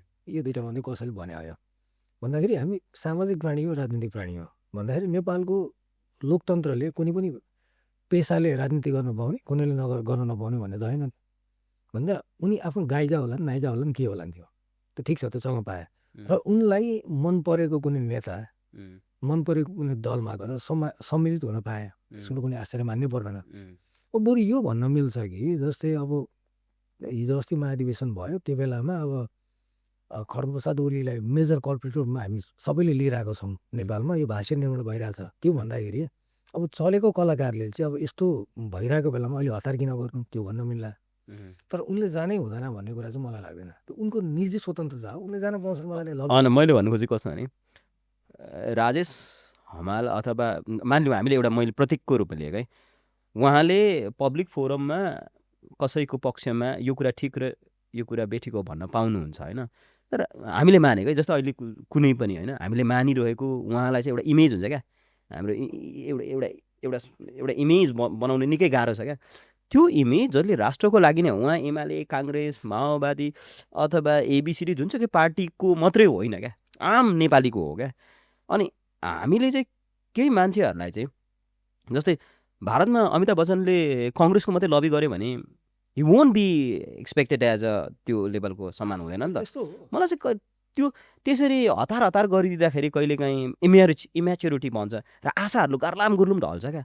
त्यसैले मान्छे त आशाको प्राणी हो। त्यसैले उहाँहरू जस्तो सार्वजनिक व्यक्तित्वले आफूलाई चाहिँ एउटा पोजिसनमा राखेर राइट पक्षमा उहाँले वकालत गर्नुपर्छ। तर कहिलेकाहीँ धेरै हतार गर्दाखेरि दुर्घटना हुन्छ, आशा ढल्छ कि भन्ने मलाई लागेर मात्रै तपाईँसँग सेयर। यस्तो हो, यो चाहिँ कस्तो लाग्यो, हाम्रो सर्टेन एक्सपेक्टेसन हुन्छ। हामी नागरिक भइसकेपछि, एउटा पब्लिक भइसकेपछि कुनै पब्लिक फिगरले यस्तो नगर्दै भन्ने लाग्छ, हामीलाई लाग्छ त्यो। तर के भने सँगसँगै त्यो पब्लिक फिगरलाई पनि उसको आफ्नो एउटा स्ट्यान्स हुन्छ।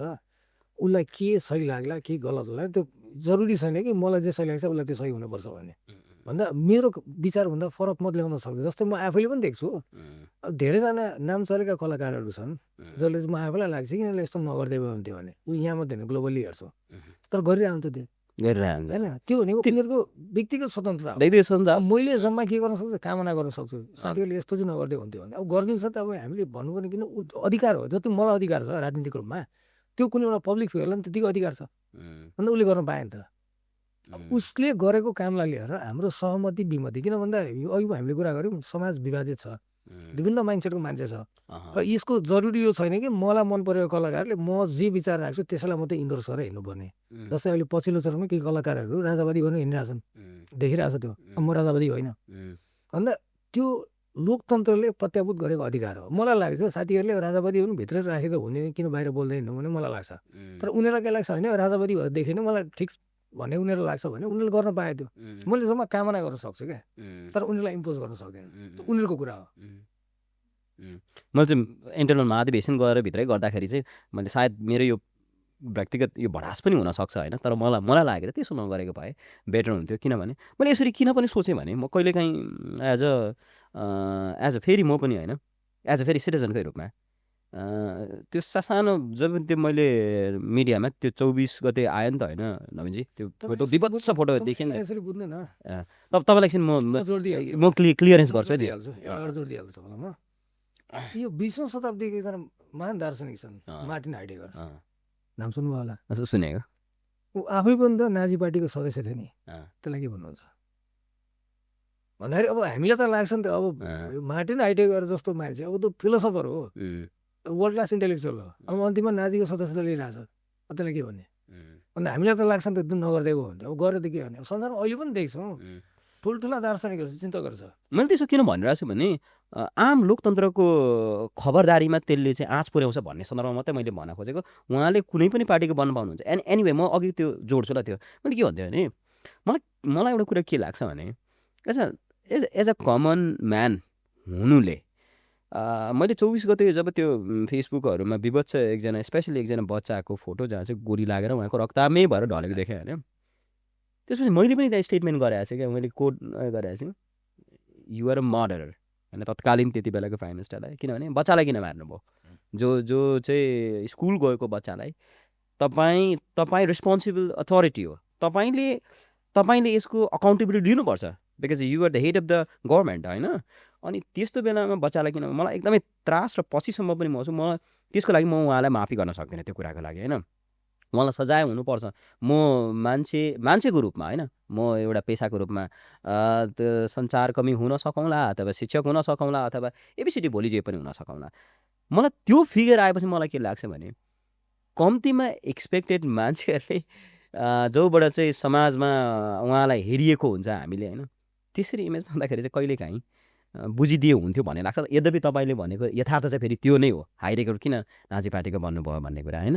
यस्तो पनि हुन्छ अर्को, तपाईँले जुन अहिले खड्गप्रसाद ओलीको कुरा निकाल्नु हो, यो चाहिँ त्यो ग्रिक फिलोसफर थियो नि एउटा राइटर हो, थोसिडाइड्स भन्छ, THUCYDIDES यस्तो के स्पेलिङ होइन, उसमा थोसिडिडास पनि भनेको मैले सुनेको छु थ्युसिडाइडस हजुर होइन। हजुर उनले के भनेको छन् भने stronger do what they light, weaker accept what they must. अनि अझ यसलाई अझ इलाबोरेसनमा जाउँ, एउटा प्रसङ्ग छ क्या, सेन्ट अगस्टाइनले लेखे जस्तो लाग्छ, उनको एउटा किताब छ, मोटो किताब, सिटी अफ गड यस्तै के भन्ने किताब छ, त्यही लेखे जस्तो लाग्छ। अलेक्जेन्डर द ग्रेट र एउटा समुद्री ढाकाको भेट भएछ। अलेक्जेन्डर द ग्रेटको कोटमा लिएर गयो, किन भन्दा समुद्री ढाका लिएर गयो। अनि अलेक्जेन्डर देख्ने बित्तिकै के भनेछ भने, तैँले मेरो नागरिकलाई लुटेर तर दुःख दिन के खोजेको त भनेर उनले त्यो तरिकाको चाहिँ अब धम्की पढ्न उनले अलिकति राजा हो त्यो भने। अनि समुद्री ढाकाले के भन्छ भने, यो प्रश्न गरे तेरो चाहिँ नैतिक हैसियत के हो नि भनौँ, चिन्दैनस् म यहाँको सम्राट हो भन्नु। अनि तँ सम्राट भएर के गर्छस्, तेरो मेरो हकीकत खासै फरक छैन, तँ पनि जनता लुट्ने हो, मैले जनता लुट्ने हो, पहिले यो प्रश्न गर्ने ल्याकत मलाई राखिदिनुहोस् भनेर उसले भन्यो भनेर चाहिँ त्यो सेन्ट अगस्टाइनले लेखेको छ। अब मैले किन जोड्न खोजेको भने, अब यहाँ हामी अहिलेसम्म के देख्छौँ भने, जहिले पनि जो पावरमा छ उसलाई अहिलेसम्मको हामीले हाइरार्कियल सोसाइटी छ, उसलाई कम कानुन लाग्छ, उस्तै गरे हाम्रो उसमा लाग्दैन। अनि जो कमजोर छ त्यसमा माथि लाग्ने हो। यहाँ अहिले हामी हेर्न सक्छौँ नि, नेपालमा ठुल्ठुलो यो घोटाला स्क्यान्डलहरू हुन्छ, अनि को पर्छ त्यहाँनिर भन्दाखेरि एउटा अधिकृत पर्छ, सचिव पर्छ, अथवा भुरेटाकुरे नेता पर्छ। तर मेजर जसको पालामा त्यो भएको, जसको नाम बारम्बार मुसिन्छ, ऊ त कहिले पनि उसको नाम उसलाई आउँदैन त्यहाँ। त्यो वाइट बडी स्क्यान्डलमा कसको नाम मुसिन्छ हामी सबलाई थाहा छ त्यो होइन, तर उनीहरूलाई अहिलेसम्म बयानमा बोलाएको पनि थाहा छैन। अब यो ठ्याक्कै अहिले जुन भन्नुभयो त भने यिनीहरू पनि त्यस्तै हो, त्यो चलिरहन्छ क्या। अब हो त्यसमा के चाहिँ मान्न सकिन्छ भने, तात्कालीन प्रधानमन्त्री खड्गप्रसाद ओलीले बारम्बार के भन्दै आइरहेछन् भन्दाखेरि, अब सब विदेशीले गराएको विदेशी ग्रान्ड डिजाइन भन्छन्। अब सिधा कुरा ल मानिलियो एकछिनको लागि विदेशी ग्रान्ड डिजाइनै हो, देशको प्रधानमन्त्री उनी हुन्, उनको हातमा मिलिट्री थियो, इन्टेलिजेन्स थियो, आर्मी थियो, के अरे यो पुलिस थियो, ब्युरोक्रेसी थियो, सबै कुरा थियो भन्दाखेरि विदेशीले यत्रो यो ल मानिलियो रडाको मजा गरेर भित्र त पुरै प्लानिङ गरेर छ। तर त्यत्रो हुँदा पनि थाहा नपाइ बस्ने चाहिँ उसले कुन हैसियतमा चाहिँ आफूलाई प्रधानमन्त्री दाबी गर्ने एउटा होइन। मलाई थाहा थियो भने उसलाई लाग्छ भने फेरि किन ठुलो कुरो गरे त, पोइन्ट अफ नोटेड होइन। उनले त भन्न सक्नु पर्थ्यो कि मेरो नालायकले देश यहाँ भड्कालोमा गयो, म चाहिँ प्रधानमन्त्री बन्न अयोग्य मान्छे रहेछ भने त आत्मस्वीकार त्यही होला नि त। किन पदमा बसेको मान्छेले नाइ मलाई थाहा छैन भन्न मिल्दैन क्या। जस्तै म पढाउँछु, पढाउने क्रममा कक्षामा कुनै विद्यार्थीले कुनै अवाञ्छनीय गतिविधि गर्यो अरे, के बदमासी गर्यो अरे, अब मेरो क्लासमा म पढाइरहेको छु, अब मलाई त्यो जानकारी पनि छैन, तर नैतिक जिम्मेवारी त मैले लिनुपर्छ नि, किनभने मेरो कक्षामा पर्छ त्यो भन्दा देशको प्रधानमन्त्री भएर मलाई थाहा छैन यो गर्यो त्यो गर्यो भन्नु मिल्छ र।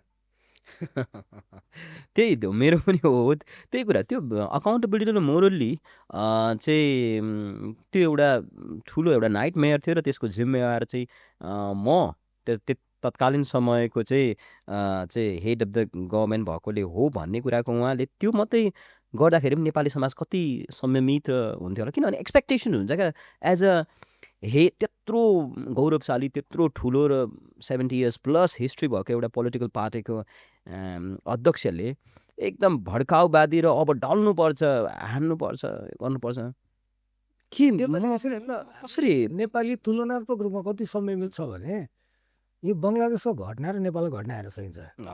बङ्गलादेशमा 1500 भन्दा बढी मान्छे मरेको मेरो अध्ययनले यस्तै कति छ यो भन्छ।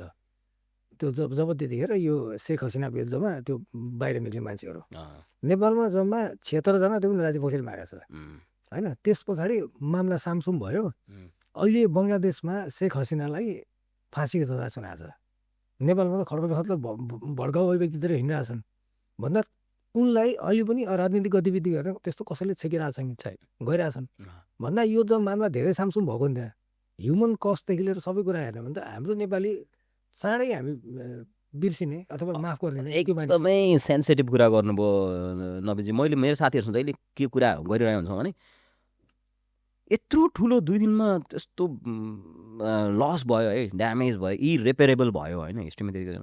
तर पनि 24 गतेदेखि 25-26 गते 2-3 दिनभित्रमा सबै आफ्नो नर्मलमा छ क्या। कस्तो नेपाली समाज एउटा दामी रहेछ क्या। नेपालभन्दा अगाडि नै कति समय अगाडि बङ्गलादेशमा त्यो अपराइजिङ भएको र अहिले पनि रिसेन्टली बङ्गलादेशमा कतिजना मान्छे मारिरहेको हामी सुनिरहेको छौँ, पब्लिकमा मारिरहेको छ। हाम्रोमा त त्यो छैन नि त। भन्दाखेरि हामी चाहिँ तुलनात्मक रूपमा एक तरिकाको यो सायद समाजको विविधताले गर्दा पनि होला, यो विभिन्न समूहसम्म हामी इन्टरमिक्स गरेर बसिरहेको एकले अर्कालाई सहयोग गर्ने, साथ दिने यो खालको त हाम्रो चलनै छ। जस्तै म जहाँ बस्छु मेरो आफ्नै पनि एरिया भनेको मिक्स बस्ती छ, विभिन्न खालको मान्छेहरू छ।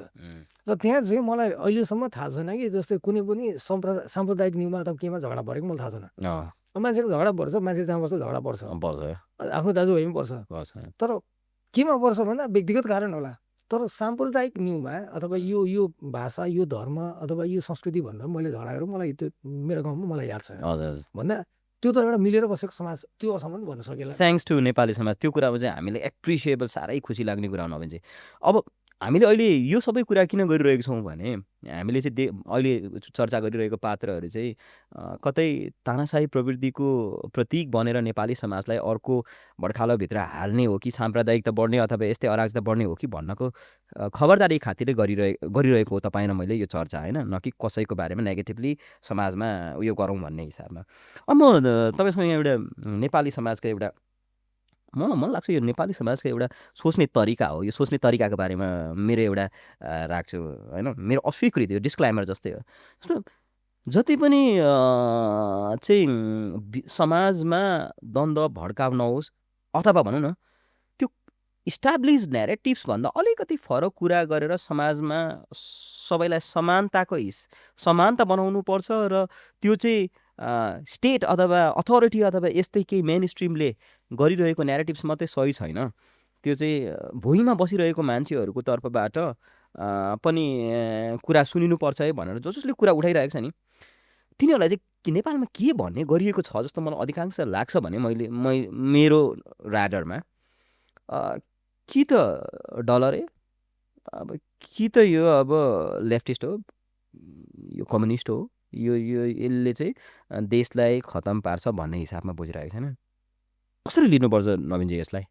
अनि यस्तो नि अधिकारको कुरा गर्दैमा अब डलरे भन्ने त सामान्य कुरा हो होइन, कम्युनिस्ट भन्नु सामान्य कुरा हो। यो कस्तो लाग्छ भने समाजको चरित्र जस्तो छ होइन त्यही अनुसार नै आउँछ। जस्तै हाम्रो समाजबाट चलेको एउटा कुरो चाहिँ के हो भन्दाखेरि एड होमिनेम। तपाईँसँग म तर्क गर्दैछु, तर्क गर्दै खाँदा तपाईँले भन्नु सकेन भने तपाईँले अन्तिममा मैले डलरे अर्को फलानाको दलाल यो ढिस्काने यहाँ त्यहाँ भन्दै मैले त्यो तरिकाले आरोप लगाउँछु। यहाँ नेपालमा भएको त्यही हो। अब म आफैलाई कहिले काहीँ सोध्छु एउटाले मलाई अलिकति अगाडि मलाई फेसबुकमा यस्तो लेखिरहेको थियो, के गर्दा थियो डलर पाइएला नि त भनेर। अब मैले उसलाई सहज तरिकाले उता चाहिँ मेरो कोठामा 2-4 बोरा डलर त अहिले पनि होला, चाहियो भने अहिले गोरातिर पठाउनु पर्यो टाढा रिप्लाई गर्नु भनेको। यो त कस्तो भने एउटा भनाइ छ नि, त्यो रुखमा पाकेको जुन फल हुन्छ सबैभन्दा बढी ढुङ्गा त्यसैले भेट्छ होला। जो बढी अलिकति पब्लिकमा एक्टिभ हुन्छ, मार्जिनलाइज क्लासको लागि, सबजुकेटेड क्लासको लागि बोल्छ, अभियसली संस्थापनले उसलाई कहिले पनि देखिसक्दैन। अब त्यसको लागि त अब संसारमा हेर्नु न अधिकार त्यसै आएको छैन नि, कति चरणबाट मान्छे लड्दै गएको छ। मे 1 त हामी विश्व मजदुर दिवस मनाउँछौँ। हजुर, त्यो मजदुर दिवस मनाउने दिनसम्म आउँदाखेरि कति मजदुरहरू मरेको छ, शहादत प्राप्त गरेका छ। अब त्यसलाई त अब राज्य समेत र मेन त अब न्यारेटिभ इस्टाब्लिस गर्ने। अनि त्यो उसले त उसको विपक्षमा गइसक्दा उसले अनेकन तर्कहरू लाएर त मान्छेलाई त्यो भिडभाड गरिहाल्छ, स्वाभाविक हो त्यो। हिजोको दिनसम्म पञ्चायत विरोधी जति पनि मान्छेहरू थियो अब त्यो सबैलाई के भन्दा अराष्ट्र तत्त्व भनेर लाइन्थ्यो। दुनियाँ त्यो मुद्दा लाएर व्यक्तिगत मुद्दा लाएर जेल हालेको त हामीले देखेकै छ। त्यो हिजोको दिनमा जतिखेर माओवादी युद्ध सुरु भयो त्यो बेलाको साई सेनाहरूले मान्छे मार्थ्यो। मैले देखाएको छु मेरो गाउँमा, मेरो गाउँभन्दा अर्को त्यहाँ एउटा 15 वर्षको केटालाई मारेको थियो होइन। राति कुन चाहिँ गाउँमा त्यो टेलिभिजन हेरेर फर्केर आउँदै गर्दाखेरि अब उसलाई चाहिँ अब आर्मीले उयो रोक भन्नु भनेछ। 14-15 वर्षको केटा ड्याममा गोली हान्दै मार्यो त्यसलाई। अब भोलिपल्ट सायद मलाई लाग्छ कान्तिपुर एफएमले झापामा एउटा आतङ्ककारीको मृत्यु भयो भनेर आइरहेको थियो त्यहाँ। त्यो त न्यारेटिभ जो पावरमा छ न्यारेटिभ उसले इस्टाब्लिस गर्छ। अब यसको मतलब यो होइन कि त्यो न्यारेटिभसँग डराउने हो। यदि डराएको भए त्यो समाज परिवर्तनै हुनु नि त नि। मान्छे त्यो नडराएको कारणले गर्दाखेरि, मान्छे भिडेको कारणले गर्दाखेरि हिटलर जस्तो तानाशाह परास्त भएको होइन। अन्त त्यो तानाशाह त अहिले मात्रै होइन, ऊ बेलादेखि अहिले र भविष्यमा पनि निक्लिनेवाला छ। तर त्यो तानाशाह बन्नलाई हामीले स्पेस कति दिन्छौँ भन्ने हो। त्यसको लागि मान्छेको डिस्कसन, मान्छेको प्रोटेस्ट, मान्छेको एजिटेसन, यो सबैले महत्त्वपूर्ण रोल खेल्छ। Rights are given, sorry rights are taken not given. अहिले मैले भन्दै थिएँ कुरा होइन। नेपालमा गणतन्त्र इस्टाब्लिस गर्नको लागि माइतीघर मण्डलमा चाहिँ प्ले कार्ड बोकेर गणतन्त्र चाहियो भनेको आउँदैन थियो क्या, धक्का हान्नै पर्थ्यो, जुन हानियो र आयो। भन्दा सामान्य कुरा के हो भने सत्तामा बसेको जो मान्छे छ ऊ आफू सत्तामा रहिरहनको लागि उसले अनेकन न्यारेटिभहरू इस्टाब्लिस गर्छ। र समाजमा अलिकति बुद्धिमानी भनेको मान्छेहरूले त्यो न्यारेटिभ भत्काउने काम गर्नु जरुरी छ। त्यसको लागि अनेकन यो ब्लेमहरू आउँदै गर्छ। त्यसको पछाडि त कुद्दैन होइन, त्यो के आउँछ हुन्छ नि, सबैको पछाडि मात्रै साध्य पनि हुँदैन। म चाहिँ त्यसलाई त्यसरी लिन्छु। यो मलाई एउटा यो पडकास्टमा हामीले एउटा पोजिटिभ भाइब पनि जाओस् भन्ने हामीलाई अपेक्षा छ। त्यो के हो भने आखिरमा जस्तै जति नै ठुलो उयो भए पनि हिटलर त गयो भने त्यस्तो पावरफुल रिजिम होइन, आखिर अन्ततगत नेपाली हाम्रो समाज पनि के छ भने हाम्रो समाजमा धेरै समय यो यो अटोक्रेटिक रिजिम जस्तो खालको चाहिँ नटिक्दो रहेछ। हाम्रो समाजले त्यो कुरालाई मन नपराउँदो रहेछ कहीँ पनि टिक्दैन संसारभरि। टाइमिङको कुरा मात्रै हो, कति टाइम भन्ने हो। हजुर ढिलो चाँडो जान्छ। हजुर हजुर त्यस कारणले मलाई त्यो एउटा होप पनि, त्यस कारणले गर्दाखेरि नेपालीहरू आशावादी बन्नुपर्छ। तर अब आशावादी बन्दै गर्दाखेरि हामीले अहिले के कुरा गरिरहेको छौँ, पब्लिकमा भइरहेको डिबेटहरू, स्पेसहरूमा, पब्लिक स्पेसहरूमा भइरहेको डिबेट जति पनि सङ्गठनहरू भइरहेको छ, बहसहरू भइरहेको छ, त्यो बहसमा यथेष्ट समानता, लोकतन्त्रलाई बचाउनको लागि होइन, त्यसलाई माया गर्ने, प्रेम गर्ने मान्छेहरूलाई यथेष्ट त्यसबारेमा कुरा गरेर लड्ने मेकानिजम बनाइरहेको छ कि छैन भन्ने विषयमा हामीले कुरा गरिरहेको छौँ होइन। त्यस कारणले मलाई के लाग्छ भने हामीले नबिजी हामी जस्तो लोकतन्त्रलाई बचाउनुपर्छ भनेर लागिराख्ने हामी जस्तै एउटा ठुलो कम्युनिटीले होइन नजिकै चुनाव पनि हुँदैछ, कस्तो खालको कन्ट्रिब्युसन्सहरू गर्नुपर्छ होला एज अ कम्तीमा पनि मासलाई सुसूचित गर्ने काम गरियो भने पनि अहिले पोजिटिभ कन्ट्रिब्युसन देला। हामीले एजेन्डागत रूपमा चाहिँ अब फलानाको एजेन्डा यो हो, यसको इम्प्याक्ट यो हुन्छ, अर्कोको यो हो, यसको इम्प्याक्ट यो हुन्छ भने यसरी डिस्कोर्स चाहिँ खडा गरियो भने पनि यसले केही कन्ट्रिब्युसन गर्ला होइन। म त्यो जर्मन दार्शनिक छन् युरेन हाबरमास, उनको दुईवटा डोमिनेन्ट आइडिया लाग्छ कि, एउटा कम्युनिकेटिभ ऱ्यासनालिटी भन्छ र अर्को पब्लिक स्पेयर भन्छ।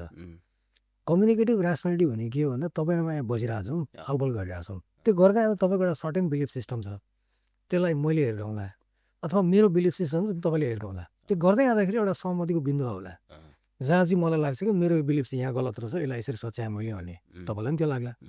भनेको उनको तर्क के छ भन्दा यो फर्ममा जब हामी जान्छौँ त्यो गइसकेपछि चाहिँ मान्छेले एउटा ऱ्यासनलिटी एउटा पोइन्टमा पुग्छ भन्छ।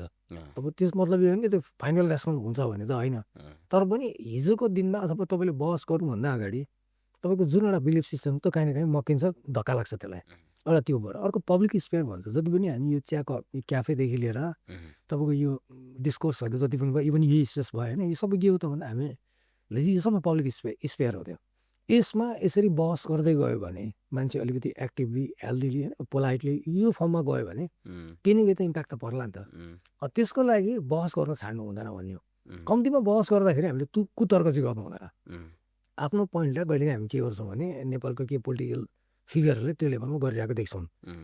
र अर्को भनेको जस्तै हाम्रोमा सबैभन्दा ठुलो एउटा बहस गर्दाखेरि मैले देखेको चाहिँ वाट ओभरडिजममा गयो क्या। अब फलानुले बदमासी गर्यो अथवा फलानुले खराब काम गर्यो भन्यो भने अब उसको समर्थक छ भने फलानुले चाहिँ के गरेको भनेर सोध्छ। त्यो अर्कोको त कुरो ल्याउनै पर्दैन नि त, गलत गलत सबैले भनौँ न, त्यसमा जानुपर्ने होला नि त। जब वाट ओभरडिजमको टेन्डेन्सीमा गयो भने त्यसले गडबडी आउँछ। त्यो चाहिँ कुतर्क भन्छु म त्यसलाई। कम्तीमा पनि ऱ्यासनल पोइन्टबाट तपाईँले लोजिक ल्याउनु भयो, तपाईँको इभिडेन्सहरू के छ होइन, प्रुफ के छ, अथवा एउटा ओभरअल मास साइकोलोजी के छ, त्यसलाई बुझेर त्यो अनुसार काम गर्न सक्यो भने होइन। सधैँ यो मतलब यो छैन कि मासले जहिले पनि सही निर्णय लिन्छ अथवा सही तरिकाले डिल गर्छ भन्ने छैन। तर यदि मासले गलत छ भने पनि त गलत भन्दा चाहिँ डराउनु भएन नि त। हिजोको दिनमा खड्गप्रसाद ओली उदाहरण दिन्छु, उनले चाहिँ राष्ट्रवाद नहुँदाले बेचेको, त्यतिखेर उनको विरुद्धमा त बोल्नु पनि कसैले डरमाउँछ। त्यो बेला पनि केही मान्छेहरू त थिए नि त जसले चाहिँ उनको विरुद्ध गरेर बसिरहेको थियो, आर्टिकल लेखेर बसिरहेको थियो। अनि in the due course of time के त्यो मान्छे त सही भयो नि त। भन्दाखेरि यसरी जब कसैलाई चाहिँ पूर्ण रूपमा जयजयकार मात्रै गरिन्छ भने स्वतःस्फूर्त मान्छेले ताना साधनमा आउँछ। कम्तीमा पनि सचेत भनेको समूहमा अथवा समाजमा चाहिँ हामीले के गर्नु पर्यो भने जतिसुकै राम्रो मान्छे भए पनि उसलाई गुण र दोषको आधारमा हामीले प्रशंसा र आलोचना दुवै गर्नुपर्छ। यो लोकतन्त्र साँच्चै नै बचाउने भने नत्र अन्ध रूपमा एउटालाई मात्रै भक्ति गर्ने भन्यो भने चाहिँ त्यसले काम गर्दैन। यहाँ म एउटा कुरा मेरो ओपिनियन राख्छु नभने यहाँ अहिले हामीले धेरै कुरा गर्दाखेरि चाहिँ अधिकांश हाम्रो अहिले यो होल टकभरि नै खड्गप्रसाद ओलीको नाम आइरहेको छैन। तपाईँले पनि मैले पनि बारम्बार उदाहरण दिइरहेको छौँ। तर यो चाहिँ प्रतीकात्मक मेरो तर्फबाट मैले तपाईँले आफ्नो दिनु होला अहिले होइन। मेरो चाहिँ क्लारिफिकेसन के छ भन्दाखेरि चाहिँ उहाँ मात्रै होइन, उहाँ चाहिँ त्यो पुरानो परम्परागत प्रणालीको एउटा सबैभन्दा ठुलो डिफेन्डर उहाँ हो क्या। त्यही भएर उहाँको नाम लिएको हो। तर यो भन्दैमा तपाईँले पनि आफ्नो राख्नु होला। तर यो भन्दैमा मैले मेरो बुझाइमा के हो होइन भने यो व्यक्तिगत रूपमा भन्दा पनि एउटा पुरा संस्था, त्यसमा के भन्छ शेरबहादुर देउवा पर्नु होला, त्यसमा प्रचण्ड पर्नु होला, त्यसमा पुरानो सबै लिडर्सहरू पर्नुहुन्छ उहाँ जसले यो सिस्टमको डिफेन्ड गर्नुभयो। यसको मतलब होइन कि उहाँले गरिरहेको सबै कुराहरू चाहिँ रङ थियो भनेर त्यसरी जेनरल एक्नोलेजमेन्ट होइन यो। तर अहिलेको जुन क्योस ल्याउनको लागि अथवा यो सिस्टममा हामीले जति काम गरिरहेको छैन त्यो कुराको भागीदार चाहिँ उहाँहरूले नेतृत्व गर्नुभएको थियो अरे भएको हुनाले केपी शर्मा ओलीको नाम लिएको हो भन्ने मेरो बुझाइ छ। तपाईँले यसलाई यसरी हेर्दा हुन्छ क्या, काङ्ग्रेसको नेता तरिगिरी बितेर जानुभयो, उहाँले कतै भने जस्तो लाग्छ, मैले कतै सुनेको थिएँ त्यो, एउटा कुनै क्रान्ति नायक गद्दार बन्यो भने समग्र क्रान्ति चाहिँ गद्दारी हुँदैन भन्नुहुन्छ क्या। मैले कतै भनेको जस्तो मलाई कता भिडियोमा सुने जस्तो लाग्छ। भनेको अब यो नेताहरू जुन छन् विगतमा यिनीहरूले पनि एउटा ठुलो कन्ट्रिब्युसन त गरेका छन् त, सङ्घर्ष गरेर आएको, कसैले विरासतमा त लिएर आएको होइन, तात्कालीन राज्य व्यवस्थासँग भेट्दै भेट्दै भेट्दै यहाँसम्म लिएर आएको डोल्याएको। तर त्यो हुने क्रममा चाहिँ के भने अब तिनै क्रान्तिकारी नेता भन्नेकाहरू चाहिँ अब अहिले आएर प्रतिक्रान्तिकारी भयो भन्दाखेरि समाजमा हरेक कुराको निश्चित समय हुन्छ, टाइमिङ हुन्छ। त्यो टाइमिङ सकिसक्यो त्यो पनि एक्सपायर्ड भन्छ। अब यिनीहरूले यो उसमा थियो क्या, यो इस्ट टिमोरमा जनाना गुजबाओ जतिखेर इन्डोनेसियाबाट उनले 2001तिरको कुरा हो, जतिखेर उनले चाहिँ इन्डोनेसियाबाट स्वतन्त्रता दिलाए। त्यो दिलाइसकेको मलाई जहाँसम्म लाग्छ 2 टर्म कार्यकाल उनी बसेका थिए जनाना गुजबाओ। त्यसबाट तेस्रो टर्मको लागि चाहिँ उनी बस्न मानेनन्। उनले के भनेको थियो भन्दाखेरि अब देशलाई स्वतन्त्रता दिलाएर एक तरिकाको स्थायित्व ल्याउनु हाम्रो कर्तव्य थियो जुन हामीले गरिसक्यौँ।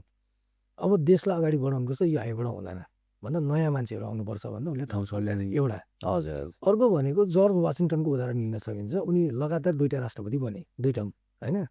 त्यस पछाडि तेस्रो टर्मको राष्ट्रपतिको लागि अफर आउँदा उनी जान मानेनन्। उनको मत के थियो भन्दा कुनै पनि मान्छे चाहिँ लामो समय सत्तामा बस्यो भने तानासा पर्छ र उनले त्यो भनिसकेपछि त्यही कोड अफ कन्डक्ट भनेर धेरै लामोसम्म चल्दै गएको थियो। 2 टर्म भन्दा अब राष्ट्रपति कसैले नखाने एउटा सिस्टम बसेको थियो। पछि गएर फ्रेङ्कलिन डी रुजवेल्टले 3 टर्म 4 टर्म खाए सेकेन्ड वर्ल्ड वारको टाइममा, 45 उनको देहान्त भयो। त्यस पछाडि चाहिँ उनीहरूले कानुनले संशोधन गरेर एउटा व्यक्ति चाहिँ 2 टर्मभन्दा बढी राष्ट्रपति बन्न नपाउनु भनेर त्यो ल्याएको थियो। जम्मै त्योभन्दा बढी कानुन थिएन त। भन्दाखेरि अब हामीले के भन्नु पऱ्यो भन्दा यहाँ पनि हाम्रो नेताहरूले एउटा पहिलो सिस्टमलाई त ब्रेक गरेको नि त।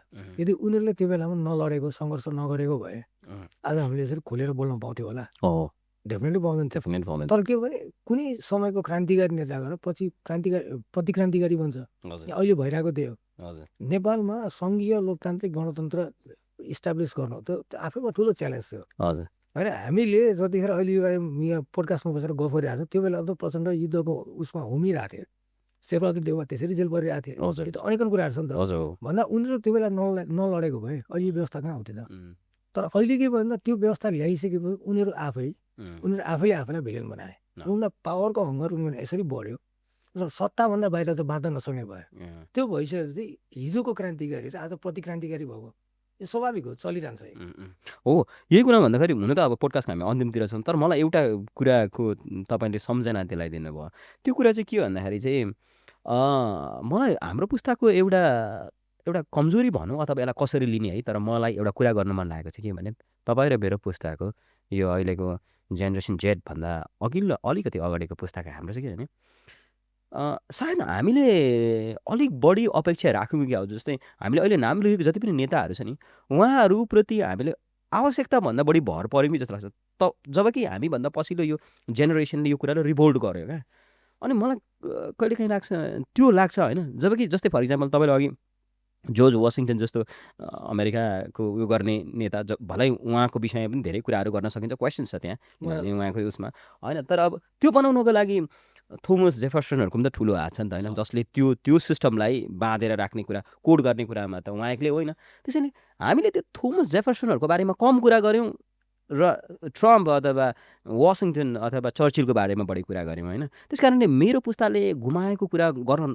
नखोजिरहेको समाजमा इन्ट्रेस्ट नभइरहेको कुरा चाहिँ त्यो एउटा सिस्टमलाई लोकतान्त्रिकरण गर्ने कुरा र अरूसँग अलिक बढी भर परेको हो कि हामीभन्दा अघिल्लो पुस्तामा भन्ने मलाई लाग्छ क्या नवीनजी कहिलेकाहीँ अनि यस्तो हुन्छ यो त अब त्यही पुरानोको कन्टिन्युएसन हो नयाँ भनेको हजुर होइन इन अ सेन्स किन भन्दा राज्य व्यवस्था चलिरहेको छ अनि त्यो चलिसकेपछि पुरानले जे सिस्टम इस्टाब्लिस गरेको छ त्यसैलाई परिमार्जन गर्दै रूपान्तरण गर्दै अगाडि लिएर जाने नयाँको अभिभार हो होइन हिजोको दिनमा नेपाली काङ्ग्रेसले त्यो बेलामा राणासँग त लडेकै हो लडेको अब त्यो राणासँग नलडेको भए होइन नेपालमा यो लोकतन्त्र भन्ने कुरा जुन छ त्यो त आउन समय लाग्थ्यो होला पछि गएर फेरि पञ्चायत व्यवस्था आयो पछि गएर राजतन्त्रसँग लडेकै हो भनेको त यही पुरानो दलहरूले गरेको त हो त्यो बेला त हामी जन्मेको थिएनौँ भन्दाखेरि समयक्रममा के भने अब तिनीहरूले नै एउटा नयाँ सिस्टम बनाएर समाजलाई स्ट्याग्नेसनमा ल्याएर यिनीहरूले राख्यो हजुर हजुर परिवर्तन गर्यो हजुर। परिवर्तन गरिसकेपछि उनीहरूले के बाटो रोज्न सकेन भने त्यो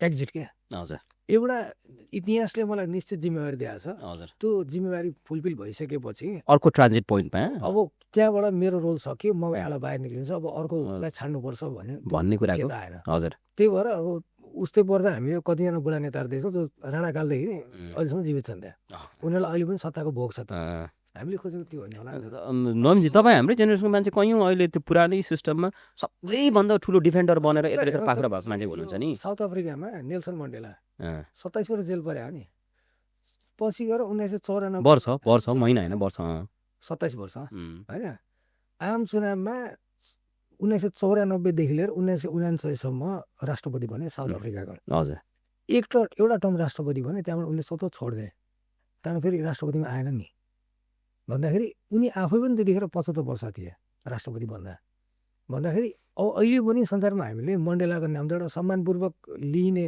नाममा राजनीतिमा एउटा पर्छ त्यो होइन उनी आफै पनि जस्तै जातीय द्वेष भड्किन्छ कि भन्ने कुरामा धेरै सेन्सिटिभ छ उनको त्यो एउटा नामिबियासँग फुटबल म्याच लिएर एउटा फिल्मै बनाएको छ इन्भिक्टस भन्ने त्यो अस्तिको वर्ष नोबेल प्राइज जितेको जेम्स ए रबिन्सन साइमन ड्यारेन एसिमोग्लो होइन र साइमन जोन्सन यो तिनवटाले जितेको थियो त्यसमध्येमा यो ड्यारेन एसिमोग्लो र जेम्स ए रबिन्सनले लेखेको एउटा किताब छ द न्यारो कोरिडोर भन्ने त्यहाँ त्यही घटनालाई लिएर चाहिँ एउटा च्याप्टरै छ त्यहाँ भन्दाखेरि हामीले भन्नु के पर्छ भन्दाखेरि अब मण्डेला पनि उनको त्यति लामो त्याग थियो बलिदान थियो अब जिन्दगीभर कुर्सीमा मर्छु भनेर त्यो तरिकाले लागेको भए सायद उनलाई पनि त हामी भेलिफाई गरिरहेको होला खलपात्रको पनि हुन्थ्यो होला तर उनले सहज एक्जिट गरे नि त हो भनेको नेतामा सङ्घर्ष गर्ने र त्याग गर्ने बानी प्यारलली हुनुपर्ने हो नि त अब हाम्रोमा चाहिँ सङ्घर्ष गरेर एउटा ल्यायो ल्याइसकेपछि त्यो ड्राइभरै मै जतिसुकै खराब कुदा नि कुदाउनु चाहिँ मैले पर्छ भन्ने त्यो मानसिक हाबी भयो त्यो भइसकेपछि चाहिँ एउटा क्लक बनाइदियो क्या त्यो पुरानो पुस्तालाई त्यो अड्काएर नयाँ पुस्तालाई अड्काइदिनु भयो उनीहरू कुर्सी नछाड्ने भयो अनि यो भइसकेपछि अन्तिममा त एउटा समय अनुकूल त्यो प्रस्फुटन त हुन्छ जेन मुभमेन्ट भएको त्यही हो त्यही भएको कारणले गर्दाखेरि यो सङ्गठन तपाईँले अहिले यो बिट मार्नु भने लास्टमा यो चाहिँ लास्टमा चाहिँ के भने एउटा क्लक बनाएर स्ट्याग्नेसन समाजलाई एउटा स्थिर बनाउने प्रयत्न गर्ने स्थिर इन द सेन्स त्यहाँभन्दा अगाडि नजाने आफू नै सबै हो ड्राइभिङ हो भन्ने कुरालाई रोकेर नयाँ पुस्तालाई हस्तान्तरण गर्ने एउटा समावेशी लोकतान्त्रिक चरित्र निर्माण गर्नको लागि नै हामीले यो पडकास्ट गर्नको लागि एउटा यो जस्तो हो होइन यो एउटा क्याम्पेन नै हो त्यो अर्थमा हेर्ने हो भने त्यस कारणले गर्दाखेरि आज हामी लास्टमा छौँ नवीनजी होइन आज हामीले कुरा गरिरहेको चाहिँ यो समग्र कुरालाई तपाईँले समअप अथवा केही थप्न चाहनुहुन्छ भने यस कुरालाई थप आफ्नो केही कुरा रिमार्क्स राख्दै र लास्टमा इलेक्सनको विषयमा फेरि पनि किनभने मैले किन इलेक्सन अघिदेखि भनेर चाहिँ हाम्रो अहिले लोकतन्त्रलाई सबैभन्दा हाम्रो यो मौजदात सिस्टमलाई मजबुत पार्ने कुरा नै चाहिँ मतदान हो नि त होइन त्यो निर्वाचन हो त्यसलाई मध्यनजर गर्दै हामीले सायद एउटा मात्रै भयो भने हामीले केही अपिल गर्नुपर्छ मैले मेरो गेस्टहरूलाई सधैँ त्यही सोध्ने गरेको छु होइन मतदानमा चाहिँ तपाईँ के अपिल गर्नुहुन्छ भन्ने विषयमा तपाईँले पनि सर्टमा त्यही कुरा होइन, भन्न चाहनुहुन्छ भने त्यही हो। जस्तै लोकतन्त्रमा तपाईँले विविधता हुन्छ त्यहाँनिर, हजुर त्यहाँ भनेको तपाईँलाई फरक दल फरक नेता त्यसमा आस्था हुनु स्वाभाविक हो। हजुर हजुर तर कम्तीमा पनि नेतालाई भोट दिँदै गर्दाखेरि उसलाई हजुर प्रश्न गर्न नछोडौँ हजुर होइन। र नेताले गलत काम गर्दैछ भने त्यसलाई खबरदारी गर्न नछोडौँ। मैले भन्ने त त्यही नै हो। र अर्को कुरा के भने जस्तो चुनाव जुन आइरहेछ, डेमोक्रेसीको एउटा इनएभिटेबल पार्ट भनेको चुनाव हो। म चुनाव मात्रै चाहिँ होइन, फेरि हजुर लोकतन्त्र भनेको केवल चुनाव मात्रै होइन, धेरै कुरा जोडेर आउँछ। तर चुनावले चाहिँ केही नभए पनि कसले चाहिँ माथि पुग्छ त, मेम्बर अफ पार्लियामेन्ट को बन्छ, सरकार कसले बनाउँछ, यी यावत कुरा चुनावले तोक्छ। त्यसले गर्दा अन्तिममा हामीले भन्ने के हो भन्दाखेरि भोट दिँदा पनि एकदम ऱ्यासनल्ली सही व्यक्तिलाई मात्रै भोट हालौँ, त्यो पात्रलाई चाहिँ नहालौँ जसले समाजलाई खालि ड्यामेज मात्रै गर्छ होइन। अनि भोट दिएर मात्रै हाम्रो त रोल त्यहाँ सकिएन। भोट दिएर जिताइसकेपछि त्योभन्दा बढी रोल चाहिँ हाम्रो त्यस पछाडि आउँछ। नेतालाई खबरदारी गर्ने, उसले बदमासी गर्दैछन् चेक एन्ड ब्यालेन्स हान्ने। र अझ हामीले त म के भन्छु भने गाउँघरतिर कहिलेकाहीँ नेताले त न्युजहरू आइरहेको हुन्छ पैसा बाँडेर मासु खुवाएर भनेर। कम्तीमा आम भोटरले चाहिँ कसैले पैसा बाँड्छ, पेट्रोल बाँड्छ, रिचार्ज कार्ड राख्छ, मासु खुवाउँछ भने चाहिँ उसको मासु खाने होइन क्या, उसको पैसा लिने होइन, त्यसलाई सोध्ने हो मलाई पैसा कसले दियो होइन। तँलाई अहिले आएर पैसा बाँड्छ भने तेरो आम्दानीको स्रोत के हो। र अहिले बाँड्नेले भोलि तँले के गर्छस् भन्दा कम्तीमा पनि एउटा नेताले चाहिँ गाउँमा गएर पैसाले भोट किन्न सक्दिनँ है मैले भन्नेसम्म चेतना मात्रै पलायो भने त त्योसम्मको एउटा इम्प्याक्ट हामीले दियौँ भने मलाई लाग्दैन कि कुनै एउटा व्यापारीले ठुलो जसरी म्यानिपुलेट गरिरहेछ पैसा बाँडिरहेछ त्यो गर्दैन। र त्यसको अर्थ के हो भन्दा जति पनि नियम बन्छ, कानुन बन्छ र शासन पद्धति आउँछ त्यो भनेको जनमुखी बन्छ। नत्र भने चुनावमा एउटा व्यापारीले स्पोन्सर गर्छ, उसले जनताको भोट लिएर मासु खुवाएर रक्सी खुवाएर चाहिँ उसले भोट जित्छ।